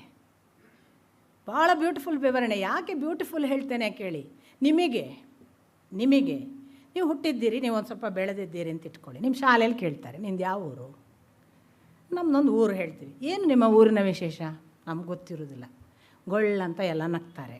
ಮನೆಗೆ ಬರ್ತಾನವ, ಅಮ್ಮನ ಹತ್ರ ಕೇಳ್ತು, ನಮ್ಮದು ಊರಿದ್ದು ಏನು ವಿಶೇಷ? ಅಮ್ಮ ಶಾಲೆಯಲ್ಲೆಲ್ಲ ನಗಾಡಿದ್ರು, ನಂಗೆ ಗೊತ್ತೇ ಇಲ್ಲ ಹೇಳ್ತಾರೆ. ಅಥವಾ ನಿನ್ನ ಅಪ್ಪ ಯಾರು ಕೇಳ್ತಾರೆ, ಅವ ಹೇಳ್ತಾನೆ. ಅಪ್ಪನಿಗೆ ಇನ್ಯಾರು ಇದ್ದಾರೆ, ಅಜ್ಜ, ಇವೆಲ್ಲ ಕೇಳ್ತಾರೆ, ಹೇಳ್ತಾನೆ. ಅಜ್ಜನಾಚೆಗೆ ಅವನಿಗೆ ಗೊತ್ತಿಲ್ಲ. ಇದಕ್ಕೆ ನಾವು ಯಾರೂ ನಗಲ್ಲ, ಯಾಕೆ ನಮ್ಮ ಮೆಮರಿ ಶಾರ್ಟ್. ನಮಗೆ ಅಜ್ಜನವರೆಗೆ ಮಾತ್ರ ನೆನಪು, ಮುತ್ತಜ್ಜನವರೆಗೆ ಮ್ಯಾಕ್ಸಿಮಮ್. ಅಂದರೆ ಅದರ ಆಚೆಗಿದ್ದು ಯಾರು ನೆನಪಿಟ್ಕೊಳ್ಳೋದಪ್ಪ ಅಲ್ವಾ? ಆದರೆ ಒಂದು ಸಾರಿ ನೆನಪಿಟ್ಟುಕೊಳ್ಳಿ, ಒಂದು ಸಾರಿ ಒಬ್ಬ ಅನಾಥ ಮಗುವಿಗೆ ಯಾವ ಭಾವ ಇರ್ತದೆ, ಒಬ್ಬ ಹೀಗೊಂದು ಹಿನ್ನೆಲೆ ಉಳ್ಳವನ ಸ್ಟ್ರೆಂತ್, ಎರಡನ್ನು ನೆನಪು ಮಾಡಿಕೊಳ್ಳಿ. ನನ್ನ ತಂದೆ ಯಾರು, ತಂದೆಯ ತಂದೆ ಯಾರು, ಆ ತಂದೆಯ ತಂದೆ ಯಾರು, ನನ್ನ ವಂಶಾವಳಿ ಏನು, ನನ್ನ ವಂಶದ ಕಥೆಗಳೇನು, ನಾನು ಯಾವ ಊರು, ಆ ನನ್ನ ಹಿರಿಯರ ಸಾಧನೆಗಳೇನು, ಅದರಿಂದ ನನ್ನ ಬದುಕಿನ ಈ ಕುಟುಂಬದ ಇವತ್ತಿನ ಅವಸ್ಥೆಗಳೇನು, ಇದು ನಮಗೆ ಏನನ್ನು ಕೊಡ್ತದೆ? ಒಳಗೊಂದು ಸ್ಟ್ರೆಂತನ್ನು ಕೊಡ್ತದೆ. ಅಥವಾ ಅದು ದುಷ್ಟ ಪರಂಪರೆ ಇದ್ದರೆ ಒಳಗೊಂದು ಅಸಹನೆ, ಸಿಟ್ಟು, ದುಃಖ, ನೋವು, ವ್ಯಥೆ ಎಲ್ಲವನ್ನೂ ಕೊಡ್ತದೆ. ಇದು ಯಾವುದೂ ಇಲ್ಲದ ಅನಾಥ. ಅವನಿಗೆ ಅಪ್ಪ ಗೊತ್ತಿಲ್ಲ, ಅಮ್ಮ ಗೊತ್ತಿಲ್ಲ, ಮನೆ ಗೊತ್ತಿಲ್ಲ, ಊರು ಗೊತ್ತಿಲ್ಲ, ಎಲ್ಲಿ ಹುಟ್ಟಿದ್ದಾನೆ ಗೊತ್ತಿಲ್ಲ. ಅವನಿಗೇನು ಗೊತ್ತಿದೆ ಹೇಳಿ? ನಾನು ನಿನ್ನೆ ದಿನ ಹೇಳಿದೆ, ಒಂಟಿಯಾಗಿದ್ದವನಿಗೆ ಒಳಗಿರುವ ಅವನು ಗೊತ್ತಿರ್ತಾನೆ. ನನ್ನ ಜೊತೆಗೆ ಒಬ್ಬ ಇದ್ದಾನೆ ಅನ್ನೋದು ಅವನಿಗೆ ಗೊತ್ತಿರ್ತದೆ, ಉಳಿದವರಿಗಿಂತ ಸರಳವಾಗಿ ಅವನಿಗೆ ಗೊತ್ತಿರುತ್ತೆ. ಆ ಸ್ಟ್ರೆಂತ್ ಇರುತ್ತೆ ಅವನಿಗೆ. ಯಾರಿಗೆ ಈ ಸಾಂಸಾರಿಕ ಜಗತ್ತಿದೆ ಅವರಿಗೆ ಈ ವಂಶಾವಳಿ ಒಂದು ಸ್ಟ್ರೆಂತ್. ಅಥವಾ ತಾನು ಬೆಳೆಯುವುದಕ್ಕೆ ಒಂದು ಹಿಂದಿನಿಂದ ಒಂದು ಪುಷ್ ಅದು. ತಾನು ಈಗ ಇಷ್ಟವರೆಗೆ ಕೆಟ್ಟ ಪರಂಪರೆ ಇದ್ದರೆ ಒಳ್ಳೆಯ ಆಗಬೇಕು ಅನ್ನೋದಕ್ಕೂ ಒಂದು ಪುಷ್ ಆಗ್ಬೋದು. ಈ ಕೆಟ್ಟ ಪರಂಪರೆಯಿಂದ ದುಃಖ ಅಧಪ್ಪತನಕ್ಕೂ ಕಾರಣ ಆಗ್ಬೋದು, ಗೊತ್ತಿಲ್ಲ. ಬಟ್ ಗೊತ್ತಿಲ್ಲದೇ ಇರುವುದಿದೆಯಲ್ಲ ನಮ್ಮ ವಂಶಾವಳಿ. ನಾವು ಇವತ್ತೆಲ್ಲರೂ ಕೂಡ ನೋಡಿ ವಂಶಾವಳಿ ರೆಡಿ ಮಾಡ್ಕೊಳ್ಳೇಬೇಕು. ಯಾವುದೇ ಒಂದು ಆಸ್ತಿ ಟ್ರಾನ್ಸ್ಫರ್ ಮಾಡೋದ, ಮತ್ತೊಂದು ಮಗದೊಂದು, ಎಲ್ಲಕ್ಕೂ ವಂಶಾವಳಿ ಬೇಕು. ಯಾಕೆ? ಇದು ಒಂದು ಮನುಷ್ಯನ ಬೀಯಿಂಗಿನ ರೂಟಿನ ಜೊತೆಗೆ ಇರುವ ಕನೆಕ್ಟಿವಿಟಿ. ಹಾಗಾಗಿ ನಮಗೆ ಎಷ್ಟು ಗೊತ್ತು? ನಮ್ಮ ಮುತ್ತಜ್ಜನವರಿಗೆ ಮ್ಯಾಕ್ಸಿಮಮ್ ಗೊತ್ತು. ಮುತ್ತಜ್ಜನ ಅಪ್ಪ ಕೇಳಿದ್ರೆ ಕೆಲವರಿಗೆ ಭಾರೀ ಪಾಪ್ಯುಲರ್ ಇದ್ದರೆ ಗೊತ್ತು, ಅಥವಾ ಭಾರಿ ವಿಶೇಷ ಇದ್ದರೆ ಒಂದು 10 ತಲೆಮಾರು ಗೊತ್ತು. ಧ್ರುವನ ಕಥೆಗೆ ಬಂದರೆ ನಿಮಗೊಂದು 10 ತಲೆಮಾರಿದ್ದು ಕಥೆ ಸಿಗುತ್ತೆ ನಮಗೆ, ಅವರ 10 ತಲೆಮಾರು. ಯಾಕೆ? ಧ್ರುವ ಪಾಪ್ಯುಲರ್ ಇದ್ದದ್ರಿಂದ 10 ತಲೆಮಾರಿನವರು ನೆನ್ಪಿಟ್ಕೊಂಡ್ರು. ನಮ್ಮ ಹಾಗೆ ಪುಗಸಟ್ಟೆ ಜೀವನ ಮಾಡಿದರೆ ನೆಕ್ಸ್ಟ್ ಜನ್ರೇಷನ್ನವರೇ ನೆನ್ಪಿಟ್ಕೊಳ್ಳಲ್ಲ.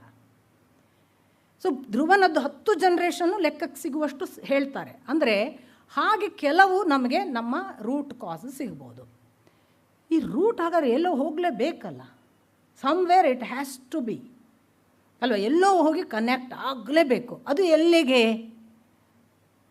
ಎಲ್ಲಿಗೆ ಅನ್ನುವ ಸರ್ಚನ್ನು ನೀವು ಮಾಡಿದರೆ ವೇದವ್ಯಾಸರು ಕೊಡುವ ಚರಿತ್ರೆಯ ಅಸಾಧಾರಣ ವಂಶಾವಳಿ. ಇಲ್ಲಿ ಒಬ್ಬ ಇದ್ದಾನೆ ಅಂದರೆ ಅವನು ಭಗವಂತನಿಂದ ಬಂದಿದ್ದಾನೆ ಅನ್ನುವ ಅಷ್ಟು ಚಾರ್ಟ್ ಕೊಟ್ಟುಬಿಡ್ತಾರೆ. ಏನು ಬ್ಯೂಟಿಫುಲ್ ಅದು! ಸ್ವಯಂಭುವ ಮನು ಮತ್ತು ಶತರೂಪ ಅನ್ನುವಲ್ಲಿಂದ ಪ್ರಾರಂಭ ಮಾಡಿ, ಅಲ್ಲಿಂದ ಉತ್ತಾನಪಾದ ಮತ್ತು ಪ್ರಿಯವ್ರತ ಅನ್ನುವ ಗಂಡು ಮಕ್ಕಳು, ಆಚೆ ಕಡೆ ಹೆಣ್ಣು ಮಕ್ಕಳು ಆಕೂತಿ, ದೇವಹೂತಿ ಮತ್ತು ಪ್ರಸೂತಿ ಅಂತ ಅವರಿಂದ ಪ್ರಾರಂಭ ಆದ ವಂಶಾವಳಿ ಅಂತ ಪ್ರಾರಂಭ ಮಾಡಿ, ಅಲ್ಲಿಂದ ಮನುವಿನಿಂದ ನಾವೆಲ್ಲ ಮನುಷ್ಯರು. ಎಲ್ಲಿಯೋ ನಮಗೆ ಕನೆಕ್ಟ್ ಮಾಡಿಬಿಡ್ತಾರಪ್ಪ. ಅದು ಏನು ಅಸಾಧಾರಣ ಇದೆ. ಅದು ಆಗ ಬಂದಾಗ ನೋಡೋಣ ಮನುಷ್ಯನ ಅಳತೆ ಎಷ್ಟು ಮೂಲಕ್ಕೆ. ಹಾಗೆ ರೂಟ್ ಹೋಗಿ ಅಂತ. ಈ ರೂಟ್ ಹುಡುಕೋದಿದೆಯಲ್ಲ, ಈ ರೂಟ್ ಹುಡುಕೋದೇ ಮನುಷ್ಯನ ಸಾಕ್ಷಾತ್ಕಾರದ ಬಹಳ ಪ್ರಮುಖವಾದ ಕೆಲಸ. ಅವನು ತನ್ನ ಮೂಲ ತಿಳಿಯಲಾರದೆ ತಾನು ಸಾಕ್ಷಾತ್ಕಾರವನ್ನು ಪಡೆಯಲಾರ. ಈ ಬೀಯಿಂಗ್ ಎಲ್ಲಿಂದ ಬಂತು ಅಂತ ಹುಡುಕುವುದೇ ಅದರ ನಿಜವಾದ ಪ್ರೋಸೆಸ್ನ ಸ್ಟಾರ್ಟ್, ಬಿಗಿನಿಂಗ್. ಆದ್ದರಿಂದಲೇ ನೋಡಿ, ವೆರಿ ಇಂಟ್ರೆಸ್ಟಿಂಗ್ಲಿ, ಪರೀಕ್ಷಿತ ಸಾವಿಗೆ ಸಿದ್ಧನಾದವನು, ಇನ್ನೇನು 7 ದಿನಗಳಲ್ಲಿ ಸಾಯುವವನು. ಅವನಿಗೆ ಶುಕಮುನಿಗಳು ಹೇಳುವುದು ಸೃಷ್ಟಿಯ ಕಥೆ. ಸಾವಿನ ಸಮೀಪದಲ್ಲಿ ಸೃಷ್ಟಿ ಇದೆ ಅನ್ನೋದು ಕೂಡ ಬಹಳ ಇಂಟ್ರೆಸ್ಟಿಂಗ್. ಈ ಬೆಸೆತ ಇದೆಯಲ್ಲ, ಇದೆಲ್ಲವನ್ನು ಹೋಗ್ತಾ ಇದು ಏನು ಅದ್ಭುತ ಜಗತ್ತು ಅಂದರೆ, ಈ ಒಂದು ಸ್ಥಿತಿಯಲ್ಲಿ ಅವತಾರಗಳನ್ನು ಹೇಳ್ತಾ ಧರ್ಮ ಮತ್ತು ಮೂರ್ತಿ ಅನ್ನುವವರಿಗೆ ಋಷಭ ಹುಟ್ಟಿದ. ನರನಾರಾಯಣರು, ಧರ್ಮಮೂರ್ತಿಗೆ ನರನಾರಾಯಣರು ಹುಟ್ಟಿದರು. ಆ ಧರ್ಮಮೂರ್ತಿಗೆ ನಾರಾಯಣರು ಹುಟ್ಟುವಾಗ ಒಂದು ವಿವರಣೆ ಕೊಡ್ತಾರೆ. ನಮ್ಮ ಪ್ರಕಾರ ಏನು? ಕಾಮ ಇದ್ದರೆ ಕ್ರೋಧ ಅಲ್ವಾ? ಕಾಮಾದ್ಭವತಿ ಕ್ರೋಧ. ಕ್ರೋಧ ಹುಟ್ಟಬೇಕಾದ್ರೆ ಕಾಮ ಇರಬೇಕು ಅಂತ. ಆದರೆ ಇವರಲ್ಲಿ ಏನು ಬಹಳ ಇಂಟ್ರೆಸ್ಟಿಂಗ್ ಅಂದರೆ, ಆ ಇಂದ್ರ ಮನ್ಮಥ ಮೊದಲಾದ ಊರ್ವಶಿ ಎಲ್ಲರನ್ನೂ ಕಳಿಸ್ತಾನಂತೆ. ಇವರಲ್ಲಿ ಕಾಮೋದ್ರೇಕ್ತನಾಗಿ ಇವರನ್ನು ಸೋಲಿಸಬೇಕು ನರನಾರಾಯಣರು ಅಂತ. ಅವರೇ ಸೋತು ಬಂದ್ರಂತೆ. ಅದಕ್ಕೊಂದು ವಿವರಣೆ ಕೊಡ್ತಾರೆ ಅಲ್ಲಿ ಬ್ರಹ್ಮರು. ಏನು ಅಂದರೆ, ಕ್ರೋಧ ಇದ್ದರೆ ಅಲ್ವಾ ಕಾಮಕ್ಕೆ ಏನಾದರೂ ಕೆಲಸ ಅಂತ ಉಲ್ಟಾ ಹೇಳ್ತಾರೆ. ಅದು ಹೀಗೂ ಹೌದು ಹಾಗೂ ಹೌದು ಅಲ್ವಾ? ನಮ್ಮಲ್ಲಿ ಕೋಪ ಇಲ್ಲದೆ ಕಾಮ ಇರೋಕ್ಕೆ ಸಾಧ್ಯ ಇಲ್ಲ. ಕೋಪ ಇಲ್ಲದವನಿಗೆ ಕಾಮ ಇರೋಕ್ಕೆ ಸಾಧ್ಯವೇ ಇಲ್ಲ. ಕಾಮ ದಾಟಿದ ಮೇಲೆ ಕೋಪ ಹೋಗೋದು. ಅದನ್ನು ಹೇಳ್ತಿದ್ದಾರೆ ಅವರು. ಅಂದರೆ ಕಾಮ ದಾಟಿದ್ರು ನರನಾರಾಯಣರು, ಆದ್ದರಿಂದ ಅವರಲ್ಲಿ ಕ್ರೋಧವೇ ಇರಲಿಲ್ಲ. ಹಾಗಾಗಿ ಅವರಿಗೆ ಶಾಪ ಕೊಟ್ಟು ಸುಟ್ಟು ಹಾಕುವ ಏನೂ ಕೆಲಸ ಬರಲಿಲ್ವಂತೆ, ಸೋತು ಹೋದ್ರಂತೆ ಅವರೇ ಮನ್ಮಥ. ಇದು ನರನಾರಾಯಣರ ಕಥೆ. ಅದಾದ ಮೇಲೆ ನಾನು ಉಳಿದದ್ದೆಲ್ಲ ನಿಮಗೆ ಗೊತ್ತಿರುವ ಹೆಸರುಗಳನ್ನು ಹೇಳೋದಿಲ್ಲ, ಗೊತ್ತಿಲ್ಲದೆ ಇರುವವರನ್ನು ಮಾತ್ರ.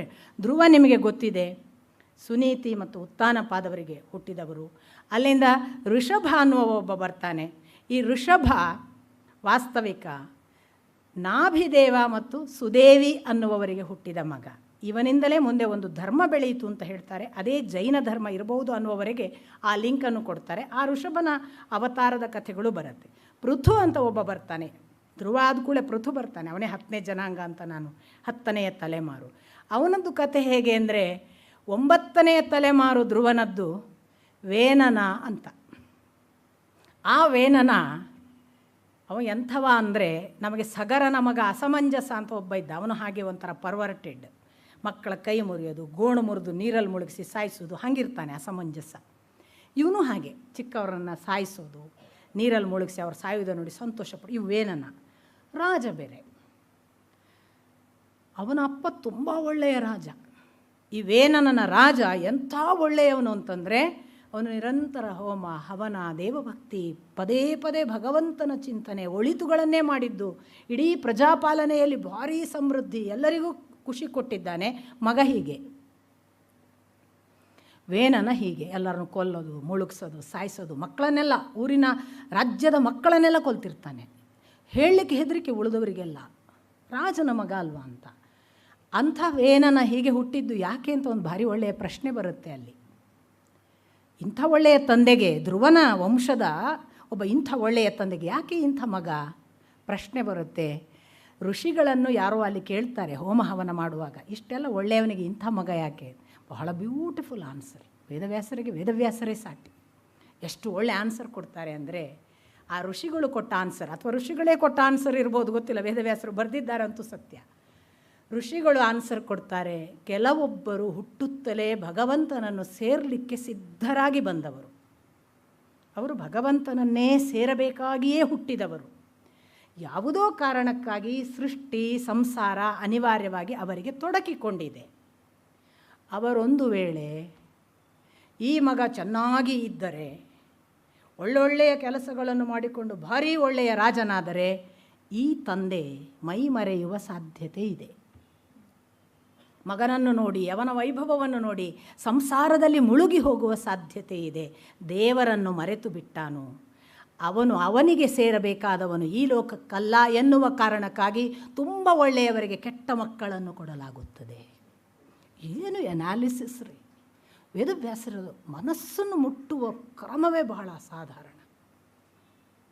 ಎಷ್ಟೆಷ್ಟು ದೊಡ್ಡವರ ಮಕ್ಕಳೆಲ್ಲ ಏನೆಲ್ಲ ಆಗಿ ಹೋದದ್ದನ್ನು ನೆನಪು ಮಾಡಿಕೊಂಡ್ರೆ, ಓಹೋ ಇದು ಕಾರಣವಾ ಅಂತ ತಲೆ ತೂಗಬೇಕು ಅಷ್ಟೇ. ಹಾಗೆ ವೇನನನ ಬಗ್ಗೆ ವಿವರಣೆ. ಈ ವೇನನನನ್ನು ಕಡೆಗೆ ಅವನನ್ನು ಮುಗಿಸ್ತಾರೆ. ಇವನು ಬ್ಯಾಡಪ್ಪ ಅಂತ, ಅದು ಬೇರೆ ಬೇರೆ ಋಷಿಗಳ ಕಥೆಯೆಲ್ಲ ನಿಮಗೆ ಮುಂದೆ ಅದು ಅವತಾರದ ವಿವರಣೆಗಳಲ್ಲಿ ಬರುತ್ತೆ. ಹಾಗೆ ಸತ್ತು ಹೋದ ಮೇಲೆ ವೇನನ ರಾಜ್ಯ ಅರಾಜಕ ಆಯ್ತಲ್ಲ, ಮಗ ಇಲ್ಲ, ಒಬ್ಬ ಸಂತಾನವನ್ನು ಮುಂದುವರಿಸುವ ಉತ್ತರಾಧಿಕಾರಿ ಇಲ್ಲ, ಸಿಂಹಾಸನ ಖಾಲಿ, ಯಾರನ್ನಾರು ಕೂಡಿಸ್ಬೇಕು, ಈ ಚಿಂತೆ, ಅದು ಧ್ರುವನ ವಂಶ.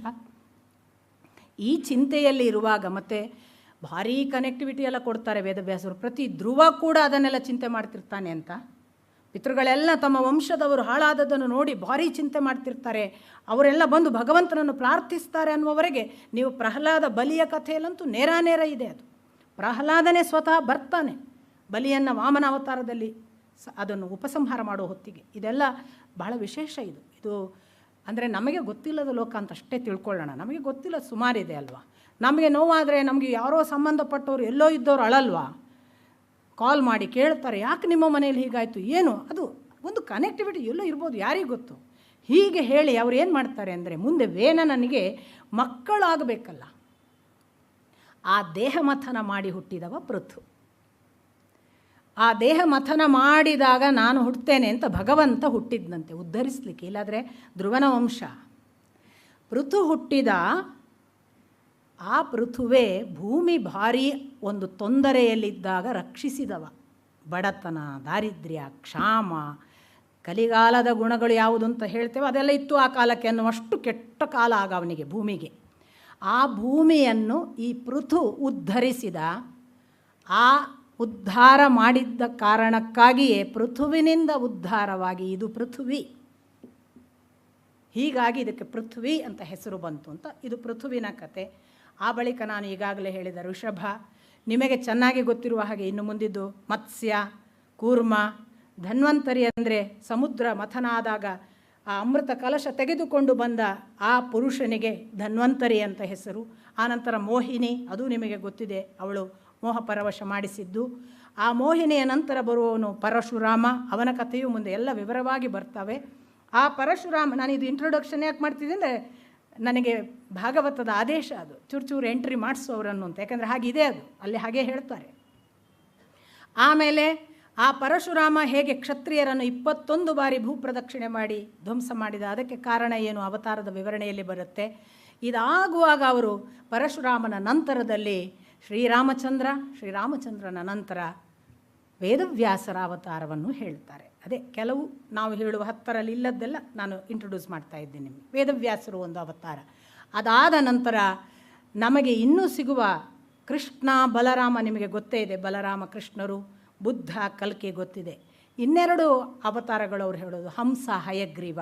ಹಂಸನನ್ನು ಅವ್ರು ಹೇಳೋದು ಯಾರು ಅಂತಂದರೆ, ನಾರದರಿಗೆ ಮೊದಲು ಈ ಭಗವಂತನ ಕುರಿತು ಉಪದೇಶ ಮಾಡಲಿಕ್ಕೆ ಹಂಸ ರೂಪದಲ್ಲಿ ಭಗವಂತ ಬಂದ ಅಂತ. ಇದು ಹಂಸ ರೂಪ. ಹಂಸ ಅಂದರೆ ಜ್ಞಾನ ಅಂತ ಅರ್ಥ ಇದೆ, ಹಂಸ ಅಂದರೆ ಪ್ಯೂರಿಟಿ ಅಂತ ಅರ್ಥ ಇದೆ, ಪವಿತ್ರವಾದ ಒಂದು ವಿಶೇಷವಾದ ಶಕ್ತಿಯಾಗಿ ಅವನಿಗೆ ನಾರದರಿಗೆ ಆ ಭಾಗವತ ಅಥವಾ ಭಗವಂತನ ಕಥೆ ಅನುಗ್ರಹ ಆಯಿತು ಅಂತ ಅಲ್ಲಿ ಹಂಸಾವತಾರ. ಇನ್ನೊಂದು ನಾವು ನೋಡುವಂಥದ್ದು ಈ ಹಯಗ್ರೀವ ಅವತಾರದಲ್ಲಿ ಬ್ರಹ್ಮ ತನ್ನ ಖುಷಿಯಾಗಿ ಮೊದಲು ನೋಡಿದ್ನಲ್ಲ ಭಗವಂತನ, ನೋಡಿದಾಗ ಅವನಿಗೆ ಆ ಯಜ್ಞವನ್ನೇ ಮಾಡಿಬಿಟ್ನಂತೆ. ಆ ಭಗವಂತನ ಅವಯವಗಳನ್ನೇ ಉಪಯೋಗ ಮಾಡಿ ಎಲ್ಲ ಯಜ್ಞ ಮಾಡಿದ್ನಂತೆ. ಅದರ ಸಂತೃಪ್ತಿಗೆ ಹಯಗ್ರೀವ ರೂಪದಲ್ಲಿ ಬಂದು ತಿಂದ ಅಂತ ಹವಿಸ್ಸನ್ನು. ಗ್ರೀವ ಅಂದರೆ ಕುತ್ತಿಗೆ, ಸಂಸ್ಕೃತದಲ್ಲಿ ಗ್ರೀವ. ಹಯಗ್ರೀವ ಕುತ್ತಿಗೆಯಿಂದ ಅವನು ಕುದುರೆಯ ಹಾಗೆ ಇದ್ದ, ಉಳಿದದ್ದಲ್ಲ. ಹಾಗಾಗಿ ಹಯಗ್ರೀವ ಅಂತ. ಇದೆಲ್ಲ ವಿವರಣೆಗಳನ್ನು ಕೊಟ್ಟು ಇದು 24 ಅವತಾರಗಳ ಒಂದು ಇಂಟ್ರೊಡಕ್ಷನನ್ನು ನಾರದರಿಗೆ ಮಾಡ್ತಾರೆ. ಅದಾದ ಮೇಲೆ ಈ ವಿರಾಟ್ ಭೌಮಾಕಾರದ ಆ ಭಗವಂತ ಮುಂದೆ ಏನು ಮಾಡಿದ ಅಂತ ಕೇಳ್ತಾನೆ ನಾರದ.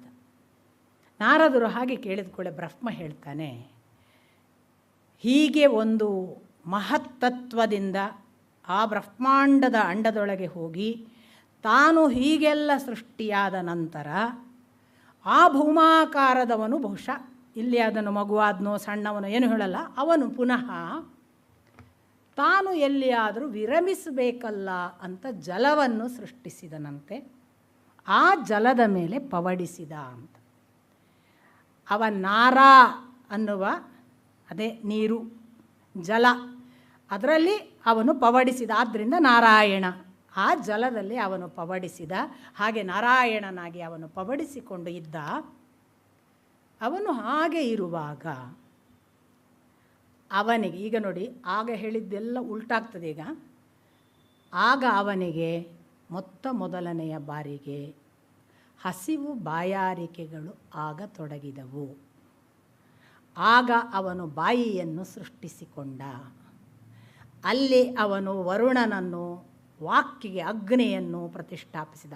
ಅಲ್ಲಿ ಅವನ ಬಾಯಿಯಿಂದ ಅವೆಲ್ಲ ಬಂತು, ಇಲ್ಲಿ ಹೀಗೆ ಬಾಯಿಯನ್ನು ಹುಟ್ಟಿಸಿದ ಮತ್ತು ಅದರೊಳಗೆ ಹೀಗೆ ಪ್ರವೇಶ ಮಾಡಿದ.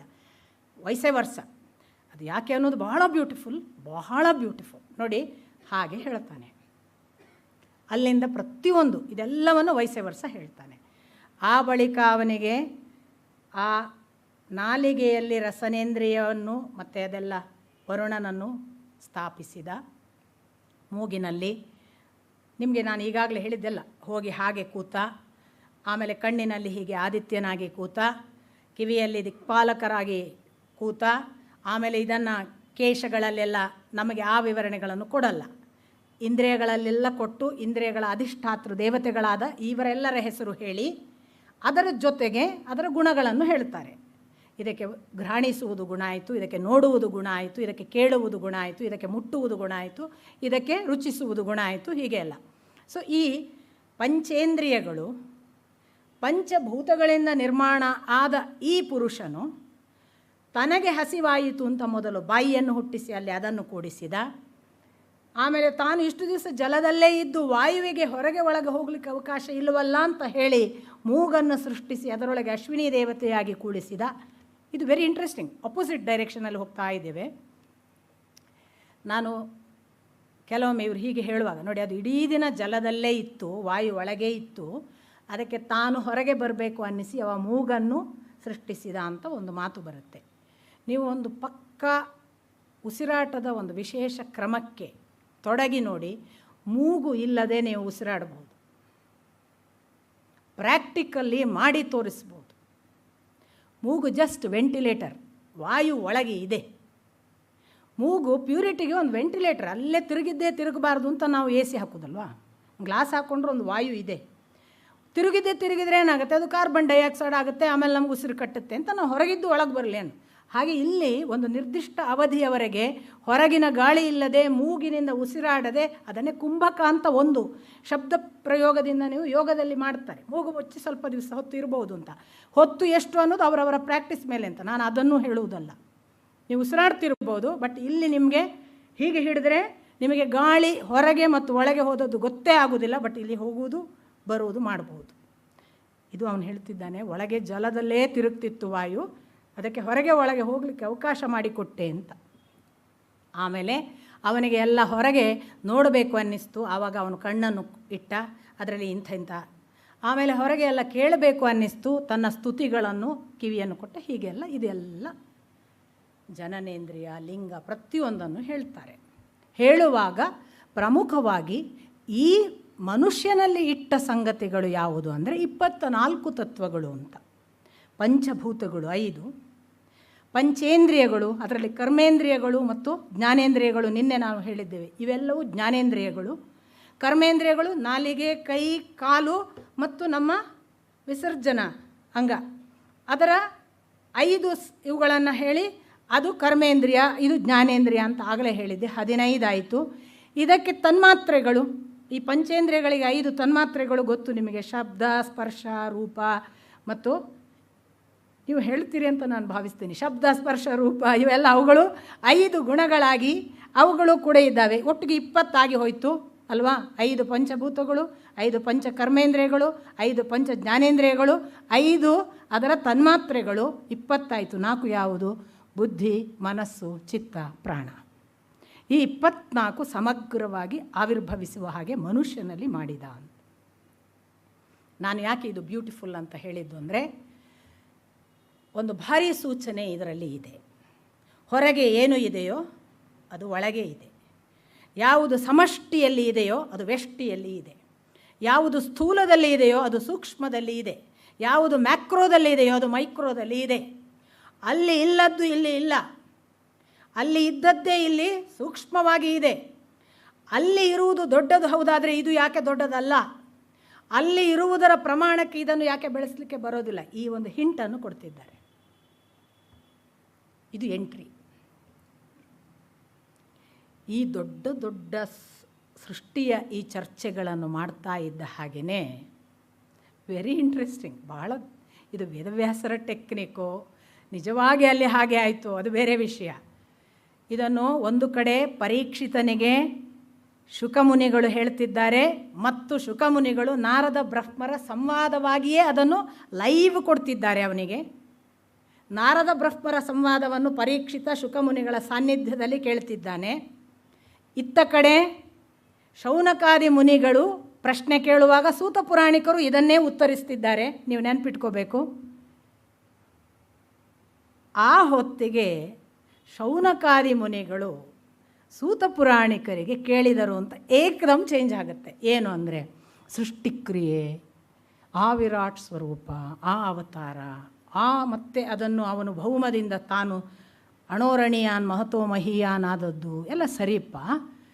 ನೀವು ಆಗ ಮಾತಾಡ್ತಾ ಹೇಳಿದ್ರಿ, ಆ ವಿದುರ ಏನೋ ತೀರ್ಥಯಾತ್ರೆಗೆ ಹೋಗಿ ಬಂದಿದ್ದ, ಅವ ಬರುವಾಗ ಮೈತ್ರೇಯಿ ಋಷಿಗಳನ್ನು ಭೇಟಿಯಾಗಿ ಬಂದಿದ್ದ ಅಂತ ಹೇಳಿದ್ರಿ ಅಲ್ವಾ. ಏನಾಯಿತು? ಮೈತ್ರೇಯಿ ಮಹರ್ಷಿಗಳನ್ನು ಭೇಟಿಯಾದಾಗ ವಿದುರನಿಗಾದ ಅನುಭವ ಏನು? ಇದು ಭಾಳ ಇಂಟ್ರೆಸ್ಟಿಂಗ್ ಅಲ್ವಾ. ಭಾರೀ ಭಾರದ ಅಧ್ಯಾತ್ಮ ಹೇಳುವಾಗ ಪಕ್ಕಾ ಲೌಕಿಕ ಹೇಳಿಬಿಡೋದು. ಯಾಕೆ ಅಂದರೆ, ಒಂದು ನಮಗೆ ಸಾಕು ಅಂತ ಅನಿಸ್ಬಾರ್ದು ಭಗವಂತ. ಇದು ಎಂಥದ್ದು ಇಷ್ಟು ಗಂಭೀರಪ್ಪ, ಇದೆಲ್ಲ ನಮ್ಮ ಕೈಲಿ ಆಗಲಿಕ್ಕಿಲ್ಲ ಅನಿಸ್ತಿತ್ತೋ ಏನೋ. ಇಷ್ಟೊತ್ತಿಗೆ ಎಷ್ಟೋ ಜನರಿಗೆ ಇದೆಲ್ಲ ಆಗ್ಲಿಕ್ಕೆ ಉಂಟು, ನಾಳೆಯಿಂದ ಬರೋದು ಬೇಡಪ್ಪ, ಇದು ಕಂಡಪಟ್ಟೆ ಕರಕರಿ. ಸತ್ಯಣ್ಣ ಕೇಳ್ತಿದ್ರು ನಂಗೆ ಬರುವಾಗ, ಇನ್ನೂ ಅವತಾರದ ಕತೆ ಉಂಟಾ ಮುಗೀತಾ ಅಂತ. ಆ ಥರ ಒಂದು ಭಾವ ಹುಟ್ಟಿಸುವ ಎಲ್ಲ ಸಾಧ್ಯತೆಯೂ ಇದೆ ಅಂತ ಸ್ವತಃ ಅಧ್ಯಾತ್ಮ ಪಥ ನಡೆದವರಿಗೆ ಚೆನ್ನಾಗಿ ಗೊತ್ತಿರುತ್ತೆ. ಅದಕ್ಕೆ ವೇದವ್ಯಾಸರು ತಕ್ಷಣ ಒಂದು ಟೆಕ್ನಿಕ್ಕಿನ ದೃಷ್ಟಿಯಿಂದಲೂ ಹೌದು, ಹಾಗಂತ ನೀವು ಅದನ್ನು ಬರೇ ಅಧ್ಯಾತ್ಮದಿಂದ ಈಚೆಗೆ ತರಲಿಕ್ಕೆ ಹೇಳಿದ್ರಾ ಅಂತ ಕೇಳಿದರೆ ಬಹಳ ಬ್ಯೂಟಿಫುಲ್ ಇದೆ. ಅದರ ಭಾಗ ಮುಂದಿನ ಭಾಗ ಹೇಳುವಾಗ ನಿಮ್ಗೆ ಗೊತ್ತಾಗುತ್ತೆ. ಕೇಳಿದ್ದು ಏನು ಪ್ರಶ್ನೆ?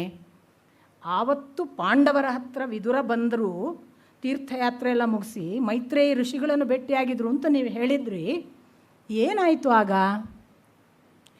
ಈ ಪ್ರಶ್ನೆಯನ್ನು ಶೌನಕಾದಿಗಳು ಸೂತ ಪುರಾಣಿಕರಿಗೆ ಕೇಳುವ ಹೊತ್ತಿಗೆ ಅತ್ತ ಶುಕಮುನಿಗಳಿಗೆ ಪರೀಕ್ಷಿತ ಮಹಾರಾಜ ಭಗವಂತನ ಸೃಷ್ಟಿಕೃತೆ, ಭಗವಂತನ ಭೌಮರೂಪ, ಭಗವಂತನ ವಿಶೇಷತೆ ನಾನು ಅಸಾಧಾರಣವಾಗಿ ನೋಡಿದೆ. ನನ್ನ ವಂಶದ ಕತೆ ಸ್ವಲ್ಪ ಹೇಳಿ. ನನ್ನ ಚಿಕ್ಕಪ್ಪನಾಗಿದ್ದವರು, ನಮ್ಮ ತಂದೆಗೆ ಚಿಕ್ಕಪ್ಪನಾಗಿದ್ದವರು, ಅವರು ಈಗ ಆ ವಿದುರ ಏನು ಮಾಡ್ತಿದ್ದಾರೆ? ಅವರು ಮೈತ್ರೇಯಿ ಋಷಿಗಳನ್ನು ನೋಡಿ ಬಂದ್ರಲ್ವ. ಅವರು ಮೈತ್ರೇಯಿಗಳನ್ನು ನೋಡಿ ಬಂದಿದ್ದಾರೆ ಅಂದರೆ ನನಗೆ ತಿಳಿದ ಹಾಗೆ ಮೈತ್ರೇಯಿಗಳು ಸಾಧಾರಣ ವ್ಯಕ್ತಿಗಳಲ್ಲ. ಆ ಸಮಾಗಮ ಹೇಗಿತ್ತು? ಅವರು ಏನು ಮಾತಾಡಿದರು? ನನಗೆ ದಯವಿಟ್ಟು ನನ್ನ ವಂಶದ ಕಥೆಯನ್ನೂ ಸ್ವಲ್ಪ ಹೇಳಿ. ನಾನು ಅದನ್ನೇ ಹೇಳಿದ್ದು ನಿಮಗೆ. ಒಬ್ಬ ಸಾಕ್ಷಾತ್ಕಾರ ಆಗುವವನಿಗೆ ತನ್ನ ರೂಟು ಗೊತ್ತಾಗಬೇಕು, ತನ್ನ ವಂಶವೂ ಗೊತ್ತಿರಬೇಕು. ಇವನು ಹೊರಟಿದ್ದು ಸಾವಿನ ಮನೆಗೆ. ಅದಕ್ಕೆ ಹೋಗುವ ಮೊದಲು ಅವನಿಗೆ ತನ್ನ ಇಡೀ ಚಾರಿತ್ರ್ಯ ಭಂಗ ಆಗಬೇಕು. ತಾನು ಇಷ್ಟರವರೆಗೆ ಏನೆಲ್ಲ ಇದ್ದೆ ಅಂತ ತಿಳಿಬೇಕು ಮತ್ತು ಅದು ಅಲ್ಲ ಅಂತ ಗೊತ್ತಾಗಬೇಕು. ಹಾಗಾಗಿ ಆ ಸಂದರ್ಭದಲ್ಲಿ ಪರೀಕ್ಷಿತರಿಗೆ ಈ ಪ್ರಶ್ನೆ ಬರುವುದುಂಟಲ್ಲ, ಅದು ಅಧ್ಯಾತ್ಮದ ಹಸಿವೆ. ಅಲ್ಲ, ಈ ಭಗವಂತನನ್ನು ನೋಡಲಿಕ್ಕೆ ನನಗೇನು ಅರ್ಹತೆ? ನನಗೇನು ಇದರ ಹಿಂದೆ ಯಾವ ವೇದಿಕೆಯಲ್ಲಿ ನಾನು ತಯಾರಾಗಿದ್ದೇನೆ? ನನ್ನಲ್ಲಿ ಏನಾದರೂ ಇದೆಯಾ ಸ್ವಲ್ಪ ಆದರೂ? ನನ್ನ ವಂಶದ ಬಗ್ಗೆ ಹೇಳಿಪ್ಪ, ನಂಗೆ ಸ್ವಲ್ಪ ಅವ್ರ ಬಗ್ಗೆ ಹೇಳಿ. ಅದು ಯಾರೋ ಅವರು ಮೈತ್ರೇಯ ಮಹರ್ಷಿಗಳನ್ನು ಭೇಟಿಯಾಗಿದ್ದಾರೆ ಅಂತ ಹೇಳ್ತೀರಿ ನೀವು. ನನ್ನ ಅಜ್ಜನ ಚಿಕ್ಕಪ್ಪ, ನನಗೊಂಚೂರು ಅದನ್ನು ಹೇಳಿ. ಅಲ್ಲಿ ಏನಾದರೂ ಸಿಗಬಹುದಾ ಅಂತ ಹುಡುಕ್ತಾನೆ ನೋಡಿ. ತನ್ನ ವಂಶದ ಬೆಳವಣಿಗೆಯ, ತನ್ನ ಒಳಗಿನ ಈ ಬೀಯಿಂಗಿನ ಬೆಳವಣಿಗೆಯಲ್ಲಿ ಅದೇನಾದರೂ ಸಿಗ್ಬೋದಾ? ಹೆಲ್ಪ್ ಮಾಡ್ಬೋದಾ? ಆ ಪ್ರಶ್ನೆ. ಈ ಸಾವಿನ ಮನೆ, 7 ದಿನದ ಭವಿಷ್ಯ, ಸಾವಿನ ಪೂರ್ವದ ಹುಟ್ಟಿನ ಜೊತೆಗೆ ಅಂಟಿಕೊಂಡ ಈ ಸಂಸಾರ, ಈ 3 ಏಕಕಾಲಕ್ಕೆ ಒಂದೇ ಕಡೆ ಸಮಾಗಮ ಆಗುವ ಹಾಗೆ ಅದು ಅಧ್ಯಾತ್ಮ. ಇದು 3 ಇರಬೇಕು. ನಾನೇನು ಗೊತ್ತಿರಬೇಕು, ನನ್ನವರು ಯಾರು ಗೊತ್ತಿರಬೇಕು, ಅವರ ಜೊತೆಗೆ ನನ್ನ ಬಾಂಧವ್ಯ ಎಷ್ಟು ಗೊತ್ತಿರಬೇಕು, ಹೇಗೆ ಕಳಚಿಕೊಳ್ಳೋದು ಗೊತ್ತಿರಬೇಕು. ಅಂದವನಿಗೆ ಇದನ್ನು ದಾಟುವುದಕ್ಕೆ ಸಾಧ್ಯ. ಅದೆಲ್ಲವನ್ನು ಏಕಕಾಲಕ್ಕೆ ವೇದವ್ಯಾಸರು ಕಣ್ಣಿಗೆ ಕಟ್ಟುವಾಗಿ ಕೊಡ್ತಿದ್ದಾರೆ.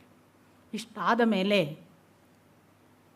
ಅವನು ಹೊರಟ ಹೇಳಲಿಕ್ಕೆ ಶುಕಮುನಿ.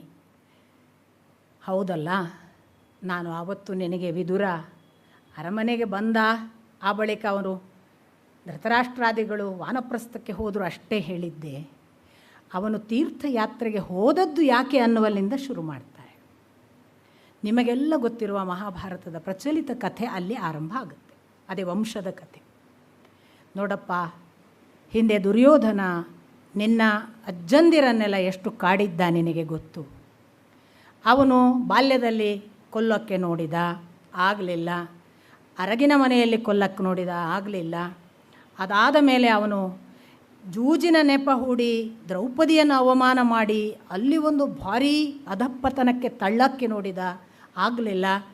ಆ ನಂತರದಲ್ಲಿ ಪುನಃ ಜೂಜಿಗೆ ಕರೆದು ಪುನಃ ಜೂಜಿನ ನಂತರದ ಪರಿಣಾಮವಾಗಿ ಅಜ್ಞಾತವಾಸಕ್ಕೆ ಕಳುಹಿಸಿ 13 ವರ್ಷದ ಅಜ್ಞಾತವಾಸದಲ್ಲಿ ಅವರು ಇನ್ನಿಲ್ಲದಂತೆ ನಿರ್ಣಾಮ ಆಗಬಹುದು ಅಂತ ತಿಳಿದಿದ್ದ. ಅವರು ಮರಳಿ ಬಂದರು. ಮರಳಿ ಬಂದರೆ ಈ ಧೂರ್ತ ಅವನು ತಾನು ಎಂದೂ ಕೂಡ ಮಾತು ಉಳಿಸಿಕೊಳ್ಳದೆ ರಾಜ್ಯ ಕೊಡುವುದಿಲ್ಲ ಅಂತ ಮಾತಿಗೆ ತಪ್ಪಿಬಿಟ್ಟ. 13 ವರ್ಷ ವನವಾಸ ಮುಗಿಸಿ ಬಂದವರಿಗೆ ಮಾತಿನ ಪ್ರಕಾರ ರಾಜ್ಯ ಕೊಡಬೇಕಾದ್ದು ನಿನ್ನ ಧರ್ಮ. ನೀನು ಕೊಡು ಅಂತ ಬಂದು ಸ್ವತಃ ಕೇಳಲಿಕ್ಕೆ ಬಂದಂತಹ ಶ್ರೀಕೃಷ್ಣನನ್ನು ಅನಾದರಿಸಿದ. ಆ ಕೃಷ್ಣನನ್ನು ಅನಾದರಿಸಿದ್ದರ ಪರಿಣಾಮವಾಗಿ ಧೃತರಾಷ್ಟ್ರನಿಗೆ ಭಯ ಇತ್ತೇ ಇತ್ತು. ಅವನು ವಿದುರನನ್ನು ಕರೆದ ಅಂತಃಪುರಕ್ಕೆ, ತನ್ನ ಅಂತರಂಗದ ಕೋಣೆಗೆ ಕರೆದು ಕೇಳಿದ, ಏನು ಮಾಡುವುದು, ಸಲಹೆ ಹೇಳು. ವಿದುರ ಎಂಥವ ಅಂದರೆ ಭಾರೀ ನೀತಿಗೆ ಹೆಸರು. ವಿದುರ ನೀತಿ ಅಂತಲೇ ನಮ್ಮ ತಂದೆಯ ಬಹಳ ಅದ್ಭುತವಾದ ಪ್ರವಚನಗಳು ಅದನ್ನೇ ಕಟ್ಟಿಕೊಡ್ತಾರೆ. ವಿದುರನ ನೀತಿ ಎಂಥದ್ದು ಅಂತ, ಅಂಥ ಒಂದು ಪರ್ಸ್ನಾಲಿಟಿ. ಆ ವಿದುರ ಒಳಗೆ ಕರೆದಾಗ ಯಥಾರ್ಥ ಎಲ್ಲವನ್ನೂ ಹೇಳಿದ. ನೋಡು, ಎಲ್ಲ ಸರಿ ಇದೆ. ಇಷ್ಟು ದಿವಸ ಮಾಡಿದ ಸೇಡು ಎಲ್ಲ ಸೋತಿದ್ದಾನೆ ನಿನ್ನ ಮಗ. ಒಂದು ಪ್ರಯತ್ನವೂ ಗೆಲ್ಲಲಿಲ್ಲ. ಈಗ ಸ್ವತಃ ಶ್ರೀಕೃಷ್ಣ ಬಂದಿದ್ದಾನೆ, ಅವನು ಸ್ವತಃ ಅವರ ಜೊತೆಗಿದ್ದಾನೆ. ನೀನು ಈಗಲಾದರೂ ಸ್ವಲ್ಪ ಯೋಚನೆ ಮಾಡು, ಇದಿಷ್ಟು ಆಗ್ತಿರೋದು ಯಾರಿಂದ? ನಿನ್ನ ಒಬ್ಬ ಮಗನಿಂದ. ಇಡೀ ವಂಶ ನಿನ್ನದು ಹಾಳಾಗ್ತಾ ಇದೆ ಒಬ್ಬ ಮಗನಿಂದ. ಆ ಒಬ್ಬನನ್ನು ನೀನು ಮಾತು ಕೇಳುವುದನ್ನು ನಿಲ್ಲಿಸಿ ಕಡೆಗಣಿಸು, ಇದು ಸಂಪದ್ಭರಿತವಾಗಿ ಸಮೃದ್ಧವಾಗಿ ಚೆನ್ನಾಗಿ ನಡೀತದೆ ಅಂತ ನೇರವಾಗಿ ಹೇಳಿದ್ದನ್ನು ದುರ್ಯೋಧನ ಕೇಳಿಸಿಕೊಳ್ತಾನೆ. ಅವನು ಯಾವನವನು? ಆ ದಾಸಿ ಪುತ್ರ ಇಲ್ಲಿ ಬಂದು ಹೀಗೆ ಮಾತನಾಡುವವನು. ಅವನಿಗೆ ಒಳಗೆ ಕರೆದವರು ಯಾರು? ಅವನನ್ನು ಎಲ್ಲಿಡಬೇಕು ಅಲ್ಲೇ ಇಡಿ. ಅವನು ಎಷ್ಟು ನಮ್ಮ ಕೂಳು ತಿಂದು ನಮ್ಮ ಶತ್ರುಗಳ ವಿರುದ್ಧ ಮಸೀತಾ ಇದ್ದಾನೆ, ಅವನನ್ನು ಇಲ್ಲಿಂದ ಹೊರಗಟ್ಟಿ ಅಂತ ನೇರ ವಿದುರನ ಸಮ್ಮುಖದಲ್ಲಿ ಕೇಳುವ ಹಾಗೆ ದುರ್ಯೋಧನನ ಮಾತು. ಈ ಮಾತು ಕೇಳಿದ್ದೇ ಶುಕಮುನಿಗಳು ಮುಂದುವರಿಸ್ತಾ ಹೇಳ್ತಾರೆ, ಅಥವಾ ಅಲ್ಲಿ ಶೌನಕಾದಿಗಳಿಗೆ ಸೂತ ಪುರಾಣಿಕರು ಹೇಳ್ತಿರ್ತಾರೆ, ಈ ಮಾತನ್ನು ಕೇಳಿದ್ದೇ ವಿದುರ ಒಂದರೆ ಕ್ಷಣ ನಿಲ್ಲದೆ ಆ ಅಷ್ಟು ದೊಡ್ಡ ತನ್ನ ಅರಮನೆ ಅನ್ನುವ ಆ ಭವನವನ್ನು ಬಿಟ್ಟು ಹೊರಗೆ ಹೋದದ್ದು ಬರೇ ಹೋದದ್ದಲ್ಲ, ತನ್ನದು ಅಂತ ಒಂದು ಬಿಲ್ಲು ಬಾಣ ಇತ್ತಲ್ಲ ಅದನ್ನು ಹೊಸ್ತಿಲ ಬಳಿ ಇಟ್ಟು ಹೋದನಂತೆ. ಇದಕ್ಕೆ ವಿವರಣೆ ಕೊಡ್ತಾರೆ ವೇದವ್ಯಾಸರು. ದುರ್ಯೋಧನ ತಿಳಿಬಾರ್ದು, ನಾನು ಈ ಬಿಲ್ಲು ಬಾಣ ಉಪಯೋಗ ಮಾಡಿಕೊಂಡು ನಾಳೆ ಪಾಂಡವರ ಜೊತೆ ಯುದ್ಧಕ್ಕೆ ಬರ್ತೇನಾ ಏನೋ ಅಂತ. ನಾನು ಅದೂ ಮಾಡಲ್ಲಯ್ಯ. ಯಾವ ಲೆವೆಲ್ ಕೆಲವು ಕ್ಯಾರೆಕ್ಟರ್ ಒಂದೊಂದು ಜೆಸ್ಚರ್ನಲ್ಲಿ ಏನು ಪ್ರೆಸೆಂಟ್ ಮಾಡಿಬಿಡ್ತಾರೆ ಆ ಹೈಟನ್ನು. ನೀನು ತಿಳಿದಷ್ಟು ಕನಿಷ್ಠ ಅಲ್ಲಯ್ಯ ನಾನು ಅಂತ ಬಿಲ್ಲು ಬಾಣ ಅಲ್ಲಿ ಒಗೆದು ಹೋದ ಅಂತ. ಹಾಗೆ ಹೋದವರು ತಿರುಗಿ ಬರಲಿಲ್ಲ ಅಂತ ಒಂದು ಮಾತು. ತೀರ್ಥಯಾತ್ರೆ ಮಾಡಿಕೊಂಡು ಹೋದ. ಕೆಲವರ ವಾದ ಅವನು ಪೂರ್ತಿ ತೀರ್ಥಯಾತ್ರೆ ಮಾಡಲಿಲ್ಲ, ಬಂದು ಹೋಗ್ತಿದ್ದ ಅಂತ. ಆದರೆ ಇಲ್ಲಿ ಬರುವ ಭಾಗವತದ ಪ್ರಶ್ನೆಗಳನ್ನೆಲ್ಲ ನೋಡಿದರೆ ಅವನು ಎಲ್ಲರ ಬಗ್ಗೆ ಕೇಳ್ತಾನೆ, ಅವನಿಗೇನೂ ಗೊತ್ತಿಲ್ಲ. ಅದೆಲ್ಲ ನಾನು ಹೆಚ್ಚು ಜಿಜ್ಞಾಸೆಗೆ ಹೋಗೋದಿಲ್ಲ. ನಂದೇನು ಅಂದರೆ ಮೂಲ ಭಗವಂತನ ಹೃದಯಕ್ಕೆ ಸಂಬಂಧಪಟ್ಟದ್ದು ಎಷ್ಟು ಸಿಕ್ಕರೆ ಸಾಕು. ಆವಾಗ ಅದು ಸೀರೆ ನೈಲಾನ್ನ, ಅವಳು ಹುಟ್ಟದ್ದು ಕಾಟನ್ನ, ಇದರಿಂದ ಏನಾಗಲಿಕ್ಕುಂಟು? ನನಗೇನು ಆಗಲಿಕ್ಕಿಲ್ಲ. ಬತ್ತಲಾಗದ ಹಾಗೆ ಕಾದರೂ ಅಷ್ಟೇ ಮುಖ್ಯ. ನನಗೆ ಉಳಿದದ್ರ ಬಗ್ಗೆ ಹೆಚ್ಚು ಅಪೇಕ್ಷೆಗಳಿಲ್ಲ, ನನಗೆ ವಿಷಯಾಸಕ್ತಿಗಳಿಲ್ಲ ದೇವರ ದಯದಿಂದ. ಹಾಗಾಗಿ ಅಲ್ಲಿ ಹಾಗೆ ಹೇಳ್ತಾ ಅವರು ಹೇಳ್ತಾರೆ, ಹಾಗೆ ಹೋದವನು ನಿರಂತರ ತೀರ್ಥಯಾತ್ರೆಗಳಿಗೆ ನಡೆದ, ಸಾಕಷ್ಟು ಋಷಿಮುನಿಗಳನ್ನು ಭೇಟಿಯಾದ, ಅವರೆಲ್ಲರ ಕಡೆ ಸಂಗತಿಗಳನ್ನು ಅತ್ಯಂತ ಸುಂದರವಾದ ಜ್ಞಾನಗಳನ್ನೆಲ್ಲ ಪಡೆದ. ಹೀಗೆ ಹೇಳುವಾಗ 13 ವರ್ಷ ವನವಾಸ ಮಾಡಿದ ಆ 12 ವರ್ಷದ ತೀರ್ಥಯಾತ್ರೆಯ ಪ್ರಸಂಗವನ್ನು ವನಪರ್ವ ಖಂಡಿತ ದಯವಿಟ್ಟು ಓದಬೇಕು. ಪಾಂಡವರ 12 ವರ್ಷದ ಅನುಭವ ಏನು ರಿಚ್ ಅದು. ಯಾವ ಮನುಷ್ಯನೂ ಅಷ್ಟು ರಿಚ್ ಆಗಲಿಕ್ಕೆ ಸಾಧ್ಯ ಇಲ್ಲ. ಅಷ್ಟು ಸಮಗ್ರ ಸಂಪತ್ತು ಅವರಿಗೆ. ಬೃಹದರ್ಶ್ವರು ಸಿಗ್ತಾರೆ, ಲೋಮಶರು, ಮೈತ್ರೇಯಿಗಳು, ಆ ಬಳಿಕ ಮಾರ್ಕಂಡೇಯರು, ಸಿಗದವರಿಲ್ಲ. ಎಲ್ಲರಿಂದ ಪಡೆದ ಜ್ಞಾನ ಸಂಪಾದನೆ. ನನಗೆ ಅನಿಸೋದು ಒಳ್ಳೆಯ ರಾಜ ಆಗಬೇಕಾದ್ರೆ ರಾಮ ಕೂಡ ನೋಡಿ ವನವಾಸ ಮಾಡಿ ಬಂದು 11,000 ವರ್ಷ ಆಳಿದ್ದು, ಇತಿಹಾಸದಲ್ಲಿ ರಾಮನ ಹಾಗೆ ಆಳಿದವರಿಲ್ಲ ಅನ್ನುವ ಹೆಸರು ತಗೊಂಡ. ಪಾಂಡವರು ಅಷ್ಟೇ, ಇತಿಹಾಸದಲ್ಲಿ ಪಾಂಡವರ ಹೆಸರು ಅವರು ಸ್ವಲ್ಪ ಕಾಲವೇ ಆಳಿದರೂ ಕೂಡ ಕಾಯಂ ಇವತ್ತಿಗೂ ನಾವು ಹೇಳುವ ಹಾಗೆ ಉಳಿಯಿತು. ಈ ರಾಜಕಾರಣಿಗಳನ್ನೆಲ್ಲ 12 ವರ್ಷ ವನವಾಸಕ್ಕೆ ಕಳಿಸಬೇಕು. ಒಳ್ಳೆ ರಾಜ್ಯ ನಿರ್ಮಾಣ. ನಾನು ಸತ್ಯ ಹೇಳೋದು, ಯಾಕಂದರೆ ಏಕಾಂತದಲ್ಲಿ ಆ ಗಿಡಮರಗಳ ಜೊತೆಗೆ ಆ ಪ್ರಕೃತಿಯಿಂದ ಕಲಿತ ಪಾಠದಿಂದ ಮನುಷ್ಯ ಪಾಕ ಆಗುವ ಹಾಗೆ ಅವನು ಪಡೆಯಬಹುದಾದ ಸಂಪತ್ತು ಅದು ಯಾವ ನಿಮ್ಮ MA ಪೊಲಿಟಿಕಲ್ ಸೈನ್ಸ್ ಇಂಗ್ಲೀಷೋ MA ಯಾವುದರಿಂದ ಬರಲಿಕ್ಕಿಲ್ಲ. ಅಸಾಧಾರಣ ರಿಚ್ನೆಸ್ ಆ ಪರಿ ಕಲಿತಾರೆ. ವಿದುರ ಕೂಡ ಅಂಥದೇ ಸ್ಥಿತಿ. ಅವನು ನೋಡಿ ಯುದ್ಧದ ಗಲಾಟೆಯಲ್ಲಿ ಸಹಿತ ಇಲ್ಲ. ಅವನಿಗೆ ನಾಳೆ ಯುದ್ಧ ಆಗಬೇಕು, ನನಗೇನೋ ನಾಳೆ ಪಟ್ಟ ಆಗಬೇಕು, ಇದು ಕೂಡ ಇಲ್ಲ ನೋಡಿ. Nothing to gain, nothing to lose. Vidura ಎಷ್ಟು ಒಳ್ಳೆಯ ಪಾತ್ರ. ಇಡೀ ತಿರುಗಾಡಿದಂತೆ ತಿರುಗಾಡಿ ಅವನು ಒಂದು ದಿನ ಬಂದು ಯಮುನಾ ನದಿಯ ದಡಕ್ಕೆ ಬಂದು ಕೂತ್ಕೊಳ್ಬೇಕು ಅಂತ ಅಂದ್ಕೊಳ್ತಾನೆ. ಅಷ್ಟರಲ್ಲಿ ಅವನು ಮತ್ತೆ ತಿರುಗಾಡ್ತಾ ಪ್ರಭಾಸದ ಕಡೆಗೆ ಹೋಗ್ತಾನೆ. ಆ ಪ್ರಭಾಸದ ಕಡೆ ಅವನಿಗೊಂದು ಸರಸ್ವತಿ ನದಿಯ ಹತ್ತಿರ ಕೂತಾಗ ಒಂದು ಸುದ್ದಿ ಬರುತ್ತೆ. ಸುದ್ದಿ ಹೇಗಿರುತ್ತೆ ಅಂತಂದರೆ, ಸುದ್ದಿಯ ಪ್ರಕಾರ ಯಾದವರೆಲ್ಲ ಇಲ್ಲವಾಗಿದ್ದಾರೆ. ಅವನಿಗೆ ಪಕ್ಕಾ ಅದರದ್ದು ಅಂದರೆ ಸುದ್ದಿ ಬರುವಾಗ ಇಡೀ ಬರಲ್ಲ, ನಿಮಗೆ ಗೊತ್ತಿದೆ. ಅದಕ್ಕೇನೇನೋ ಕಟ್ಟಿಕೊಂಡು ಬರುತ್ತೆ. ಅದರ ಖಚಿತ ಚಿತ್ರ ಅವನಿಗೆ ಸಿಗಲ್ಲ. ಅದನ್ನೇ ಹುಡುಕಿಕೊಂಡು ಅವನು ಮುಂದೆ ಆ ಪ್ರಭಾಸದ ಕಡೆಗೆ ಹೋದನಂತೆ. ಅಲ್ಲಿ ಒಂದು ನದಿ ದಡದಲ್ಲಿ ಕೂತಿರಬೇಕಾದ್ರೆ ಅವನಿಗೆ ಇಲ್ಲ, ಅವನು ಮತ್ತೆ ಯಮುನಾ ನದಿ ತನಕ ಬಂದಾಗ ಅವನಿಗೆ ಅಲ್ಲಿ ಸಿಕ್ಕೋದು ಈ ಉದ್ಧವ ಅನ್ನುವ ಮನುಷ್ಯ. ಈ ಉದ್ಧವ ಯಾರು ಅಂತ ಕೇಳಿದರೆ, ಉದ್ಧವ ಬಾಲ್ಯದಿಂದ ಅತ್ಯಂತ ಪರಮ ಸೇವಕ ಕೃಷ್ಣನದ್ದು. ಅಪಾಯಿಂಟೆಡ್ ಅಲ್ಲ, ಬೈ ನೇಚರ್. ಅಷ್ಟು ಪ್ರೀತಿ ಅವನಿಗೆ ಕೃಷ್ಣ ಅಂದರೆ. ಅವನದು ಒಂದು ವಾಕ್ಯದಲ್ಲಿ, ಕೆಲವು ಪಾತ್ರ ಚಿತ್ರಣಗಳ ಒಂದು ವಾಕ್ಯದಲ್ಲಿ ಕೊಟ್ಬಿಡೋದು ವೇದವ್ಯಾಸರು. ಅವನೇನು ಸಾಮಾನ್ಯ ಅಲ್ಲ, ಅವನು ಪರಮ ಸೇವಕ. 5 ವರ್ಷದ ಮಗು ಇದ್ದಾಗ ಕೃಷ್ಣ ಪೂಜೆಯ ಆಟ ಆಡ್ತಿದ್ದಂತೆ ಅವ. ಎಷ್ಟು ತನ್ಮಯ ಕೃಷ್ಣ ಪೂಜೆಯ ಆಟದಲ್ಲಿ ಅಂದರೆ, ಅಮ್ಮ ಊಟಕ್ಕೆ ಕರೆದಾಗ ಹೋಗದೇ ಇದ್ದ ಅಂತ ಒಂದೇ ವಾಕ್ಯ. ಆ ಮಗು ಊಟಕ್ಕೆ ಕರೆದ್ರೆ ಹೋಗಲಿಲ್ಲ ಅಂತ, ಆ ಥರ ಇದ್ದವ. ಅಂಥ ಉದ್ಧವನ ಹತ್ರ, ಓಹೋ ನಮ್ಮ ಯದುವಂಶದ ಉದ್ಧವ, ನೀನು ಸಿಕ್ಕದ್ದು ಒಳ್ಳೆಯದಾಯಿತು. ಈ ನನ್ನ ಎಷ್ಟೋ ಪ್ರಶ್ನೆಗಳು, ಎಷ್ಟೋ ದಿನಗಳಿಂದ ನಾನು ಕಾಣದಿರುವ ಸಂಗತಿಗಳೆಲ್ಲ ನಿನ್ನ ಹತ್ರ ಕೇಳಬಹುದು ಅಂತ ವಿದುರ ಇಷ್ಟೊಂದು ಪ್ರಶ್ನೆಗಳನ್ನು ಅವನ ಹತ್ರ ಕೇಳ್ತಾನೆ. ಎಲ್ಲ ಪ್ರಶ್ನೆಗಳಲ್ಲಿ ನಿಮಗೆ ಸಮಗ್ರವಾಗಿ ಹೇಳೋದಾದರೆ, ಒಟ್ಟು ಯದುವಂಶದ ಎಲ್ಲರೂ ಹೇಗಿದ್ದಾರೆ, ಒಂದೊಂದೇ ಹೆಸರು ಹೇಳಿ ಇದೆ ಅಲ್ಲಿ. ಅದೆಲ್ಲ ಓದಬೇಕು. ಯಾಕೆ ಗೊತ್ತಾ, ಒಂದು ಹೆಸರು ಹೇಳುವಾಗ ಅದರ ಇಡೀ ಕ್ಯಾರೆಕ್ಟರ್ ಹೇಳುವ ಕ್ರಮ ಇದೆ. ಆ ಸಾತ್ಯಕಿ ಅವನೇನು ಸಾಮಾನ್ಯನ? ತನ್ನ ಸೇವೆಯಿಂದ ಭಗವಂತನಿಗೆ ಅತ್ಯಂತ ಪ್ರೀತ್ಯಾಸ್ಪದನಾಗಿ ಭಾಗವತವನ್ನು ಕೇಳಿದವ, ಅವನು ಹೇಗಿದ್ದಾನೆ? ಹೀಗೆ ಪ್ರತಿಯೊಬ್ಬರ ಕ್ಯಾರೆಕ್ಟರ್ ಹೇಳುವಾಗ, ಆ ರುಕ್ಮಿಣಿ ಅವಳು ಹೇಗಿದ್ದಾಳೆ?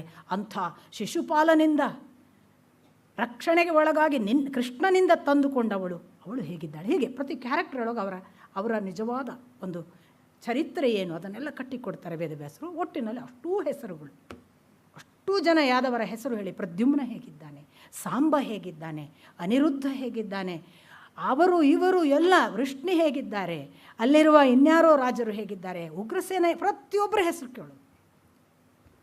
ಇಷ್ಟೆಲ್ಲ ಕೇಳಿದ ನಂತರ ಭಾರೀ ಒಂದು ಆ ಕಥೆಯ ಭಾಗ ಯಥಾ ಪ್ರಕಾರ ಅರ್ಜುನ ಹೇಗೆ ಮಾತು ಆರಂಭಿಸ್ತಾನಲ್ಲ ಹಾಗೆ ಆರಂಭ ಆಗುತ್ತೆ.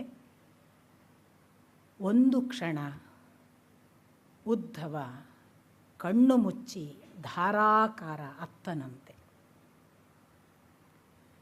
ಅತ್ತು ತಾನು ಇಷ್ಟರವರೆಗೆ ಜೊತೆಗೇ ಬದುಕಿದ್ದ ಆ ಕೃಷ್ಣ ಇಲ್ಲದ ಈ ಹೊತ್ತಿನಲ್ಲಿ ಈ ಪ್ರಶ್ನೆಗೆ ಹೇಗೆ ಉತ್ತರಿಸಬೇಕು ಎನ್ನುವುದು ತಿಳಿಯದೆ ಸುಮಾರು ಹೊತ್ತು ಅತ್ತನಂತೆ. ಅಳುತ್ತಾ ಅಳುತ್ತಾ ಅವನು ಭಕ್ತಿ ಯೋಗದಲ್ಲಿ ಸಮಾಧಿಸ್ಥನಾದ ಅಂತ. ಪುನಃ ಕರಗಿದ ಹಾಗೆ ನಾವು ಭಕ್ತಿಗೆ ಹೋಗ್ತೇವೆ ನೋಡಿ. ಹಾಗಾಗಿ ನಮಗೆ ಯಾರ ಬಗ್ಗೆ ಯಾರಾದರೂ ತೀರಿದಾಗ ಏಕಾಂತದಲ್ಲಿ ಅಳಬೇಕು, 4 ಜನರ ಮುಂದೆ ಅಲ್ಲ. ಅದು ಭಕ್ತಿ ಭಾವವನ್ನು ಒಳಗೆ ಆ ವ್ಯಕ್ತಿ ಎಷ್ಟು ದೊಡ್ಡವ ಅನ್ನೋದೆಲ್ಲ ಅಲ್ಲಿ ಪ್ರೆಸೆಂಟ್ ಮಾಡಿ ಕೊಟ್ಟು ಬಿಡುತ್ತೆ. ಹಾಗೆ ಒಂದು ಸ್ಥಿತಿ ನಿರ್ಮಾಣ ಆದಮೇಲೆ ನಗ್ತಾ ಕಣ್ಣು ಮುಗಿದು ಕಣ್ಣು ತೆಗೆದು ಹೇಳಿದನಂತೆ,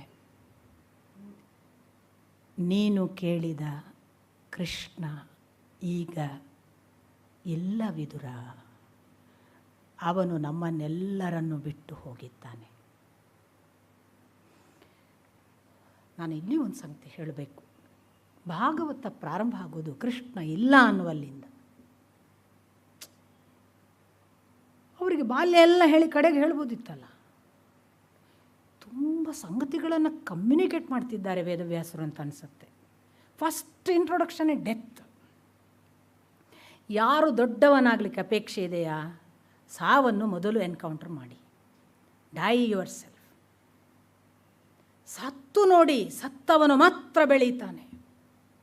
ಇಂಥದ್ದೆಲ್ಲ ಫೇಸ್ ಟು ಫೇಸ್ ಅರ್ಥ ಆಗುವ ಹಾಗೆ ನನಗನ್ನಿಸುತ್ತೆ. ನಾನು ಬಹಳ ಬಾರಿ ಅನ್ಕೋತಿದ್ದೆ, ಈ die yourself, face death, ಇವೆಲ್ಲ ಹೊಸ ಅಧ್ಯಾತ್ಮ ಜೀವಿಗಳದ್ದೇ ಕಥೆ ಅಂತ ಅವರೇ ಎಲ್ಲ ಹುಡುಕಿದ್ದು ಅಲ್ಲ. ಇದೆಲ್ಲ ಹೇಳಿ ಆಗಿದೆ. ನಮ್ಮ ಪರಂಪರೆ ಹೇಳಿದ್ದೇ ಇದನ್ನು, ಸಾಯಿ, ನೀನು ಸಾಯುವುದಕ್ಕೆ ಕಲಿ. ಇದನ್ನು ಪ್ರಾರಂಭ ಮಾಡುವಾಗಲೇ ಕೃಷ್ಣನಿಲ್ಲ ಅನ್ನುವುದನ್ನೇ ಹೇಳುವುದು ಯಾಕಪ್ಪ? ಇಡೀ ಕೃಷ್ಣನ ಬಾಲ್ಯದಿಂದ ವಿವರಣೆ ಕೊಟ್ಟು ಅವನು ಹಾಗಿದ್ದ ನನ್ನೊಟ್ಟಿಗೆ ಹೀಗೂ ಎಲ್ಲ ಹೇಳೋದಿಲ್ಲ. ಮಾಡ್ಬೋದಿತ್ತು, ಅದನ್ನೇ ಪುಟಗಟ್ಟಲೆ ಒಂದು ಸಂಪುಟ ಎಲ್ಲ ಬರಿಬೋದಿತ್ತು. ನಮಗೆ ಬಾಲ್ಯದ ಇಡೀ ವಿವರ ಕೊಟ್ಟು ಆಮೇಲೆ ಅಂಥ ಕೃಷ್ಣ ಹೋದ. ಇಲ್ಲ, ಅದನ್ನು ಮತ್ತೆ ದಶಮ ಸ್ಕಂಧದಲ್ಲಿ ಪ್ರಾರಂಭ ಮಾಡ್ತಾರೆ. ಈಗಿನ್ನು ನಾವು ತೃತೀಯ ಸ್ಕಂಧಕ್ಕೆ ಎಂಟರ್ ಆಗಿದ್ದೇವೆ. ಅಲ್ಲಿ ಹೇಳ್ತಾನೆ ಉದ್ಧವ, ಅವನಿಲ್ಲ, ಅವನು ನಮ್ಮನ್ನೆಲ್ಲ ಬಿಟ್ಟು ಹೊರಟ.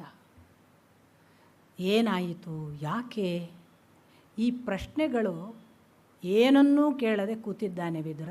ನಿರರ್ಗಳವಾಗಿ ಉದ್ಧವ ಅವ ಹಾಗೆ ಮಾಡಿದ, ಹೀಗೆ ಮಾಡಿದ, ಅವನು ಮಾಡಿದ್ದೇನು ಅಂತೆಲ್ಲ ಅವನ ಬಾಲ್ಯ ಲೀಲೆಗಳು, ಅವನು ಇದ್ದದ್ದು ಹೇಗೆ, ಎಂಥೆಂಥ ಪೂತನಿಯಂಥ ರಾಕ್ಷಸಿಯನ್ನು ಉದ್ಧರಿಸಿದ, ಅವನು ನಳಕೂಬರರನ್ನು ಮತ್ತೆ ಮೋಕ್ಷ ಕೊಟ್ಟ, ಅವನು ಅಂಥ ಕಾಳಿಂಗಮರ್ದನ ಮಾಡಿದ, ಅವನು ಇದು ಅಲ್ಲ ಅನ್ನುವಂತಹ ಒಂದು ಪರ್ವತವನ್ನು ಎತ್ತಿ ಹಿಡಿದು ಆ ಗೋವರ್ಧನ ಪರ್ವತದ ಕೆಳಗೆ ಮಳೆಗೆ ರಕ್ಷಣೆ ಕೊಟ್ಟ, ಅವನು ತನ್ನ ಬಾಲ್ಯ ಇಡೀ ಎಲ್ಲ ಜಗತ್ತಿನ ಸಕಲ ಸಂಗತಿಗಳು ಯಾವ ಸಣ್ಣ ಹುಡುಗನಿಗೆ ಸಾಧ್ಯ ಇಲ್ಲವೋ ಅದನ್ನೆಲ್ಲ ಮಾಡಿದ, ಕಂಸನನ್ನು ಕೊಂದ, ಚಾಣೂರ ಎಲ್ಲರನ್ನು ಕೊಂದ. ಆದರೆ ಹೇಗೆ ಇದ್ದ ಅಂತ ಯೋಚನೆ ಮಾಡಿದರೆ ಆಶ್ಚರ್ಯ ಆಗತ್ತೆ ವಿದುರ. ಅವ ಇದ್ದದ್ದು ಹೇಗೆ ಗೊತ್ತಾ? ಅವನು ಅಮ್ಮನಿಗೆ ಹೋಗಿ ಹೇಳಿದ, ಅಮ್ಮ, ನನ್ನನ್ನು ಕಂಸನಿಂದ ರಕ್ಷಣೆ ಮಾಡುವ ಆ ಆವೇಶದಲ್ಲಿ ನಾನು ತಂದೆ ತಾಯಿಗಳಾದ ನಿಮ್ಮನ್ನು ನೋಡಿಕೊಳ್ಳಲೇ ಇಲ್ಲ. ಏನು ಕೃಷ್ಣ ಅವ, ಎಂಥ ವಿನೀತ ಅವನು. ಆಮೇಲೆ ಅವನು ಎಲ್ಲಿಯವರೆಗೆ ಅಂದರೆ ತನಗೆ ಏನೂ ತಿಳಿಯದ ಹಾಗೆ ಸಾಂದೀಪಿನಿ ಗುರುಗಳ ಹತ್ತಿರ ಹೋಗಿ ಪಾಠ ಕೇಳುತ್ತಾ ಕೂತ. ತನಗೆ ಎಲ್ಲ ತಿಳಿದಿದೆ, ನಾನು ಜ್ಞಾನಿ ಅಂತ ತೋರಿಸಲೇ ಇಲ್ಲ. ಅಲ್ಲಿ ಪಾಠ ಕೇಳಿದ ಹಾಗೆ ಮಾಡಿ, ಬರೇ ಪಾಠ ಕೇಳುವುದು ನನ್ನ ಕರ್ತವ್ಯ ಅಲ್ಲ, ನಾನು ನಿನಗೆ ಗುರುದಕ್ಷಿಣೆ ಕೊಡಬೇಕು ಅಂತ ಆ ಪಂಚಜನನ ಅನ್ನುವ ರಾಕ್ಷಸನ ಹೊಟ್ಟೆ ಸೆಳಿ ಆ ಗುರುವಿನ ಮಗನನ್ನು ತಂದು ಕೊಟ್ಟ. ಎಷ್ಟು ಸಾಮಾನ್ಯರ ಹಾಗೆ ಬದುಕಿದ ಜೀವನ ಇಡೀ. ಮತ್ತು ಅಷ್ಟೇ ಅಲ್ಲಪ್ಪ, ನಿನಗೆ ಒಂದು ಸಣ್ಣ ಸಂಗತಿ ಗೊತ್ತಿರಲಿ, ಅವನು ಎಂಥ ಜ್ಞಾನಿ ವಿದುರ. ಅವ ನನ್ನ ಬಳಿ ಕುಳಿತು ಅದನ್ನು ಹೇಗೆ ಮಾಡುವುದಪ್ಪ ಅಂತ ನನ್ನ ಬಳಿ ನೀತಿ ಕೇಳುತ್ತಿದ್ದ. ಇಂಥ ಕೃಷ್ಣ ಏನು ಅಸಾಧಾರಣ ವ್ಯಕ್ತಿ. ಅವನು ಹೇಗೆ ಹೋದ ಗೊತ್ತಾ? ಅವನು ನೀನು ನಿನ್ನ ವಂಶದ ಎಲ್ಲ ದುರ್ಯೋಧನಾದಿಗಳು ಹೊಡೆದಾಡಿ ಸಾಯುವಾಗ ಅವನು ಭೂಮಿಯ ಅರ್ಧ ಭಾರ ಇಳಿಸಿದವ ತನ್ನೊಳಗೇ ಅಂದುಕೊಂಡಿದ್ದ. ಇದು ಉದ್ಧವ ಹೇಳುವ ಮಾತು. ಅವನು ಅಲ್ಲಿ ಭೂಮಿಯ ಭಾರ ಇಳಿಸಿದಾಗ ತನ್ನೊಳಗೇ ಅಂದುಕೊಂಡಿದ್ದ, ಈ ಕೃಷ್ಣ ನನ್ನ ವಂಶವೊಂದು ಈ ಭೂಮಿಗೆ ಭಾರವಾಗಿ ಇದೆಯಲ್ಲ, ಇದನ್ನು ಮುಗಿಸಿದಾಗ ನನ್ನ ಕರ್ತವ್ಯ ಪೂರ್ಣವಾಗುತ್ತದೆ. ತನ್ನ ವಂಶದ ಬಗ್ಗೆ ಅಂಥ ನಿಲುವು.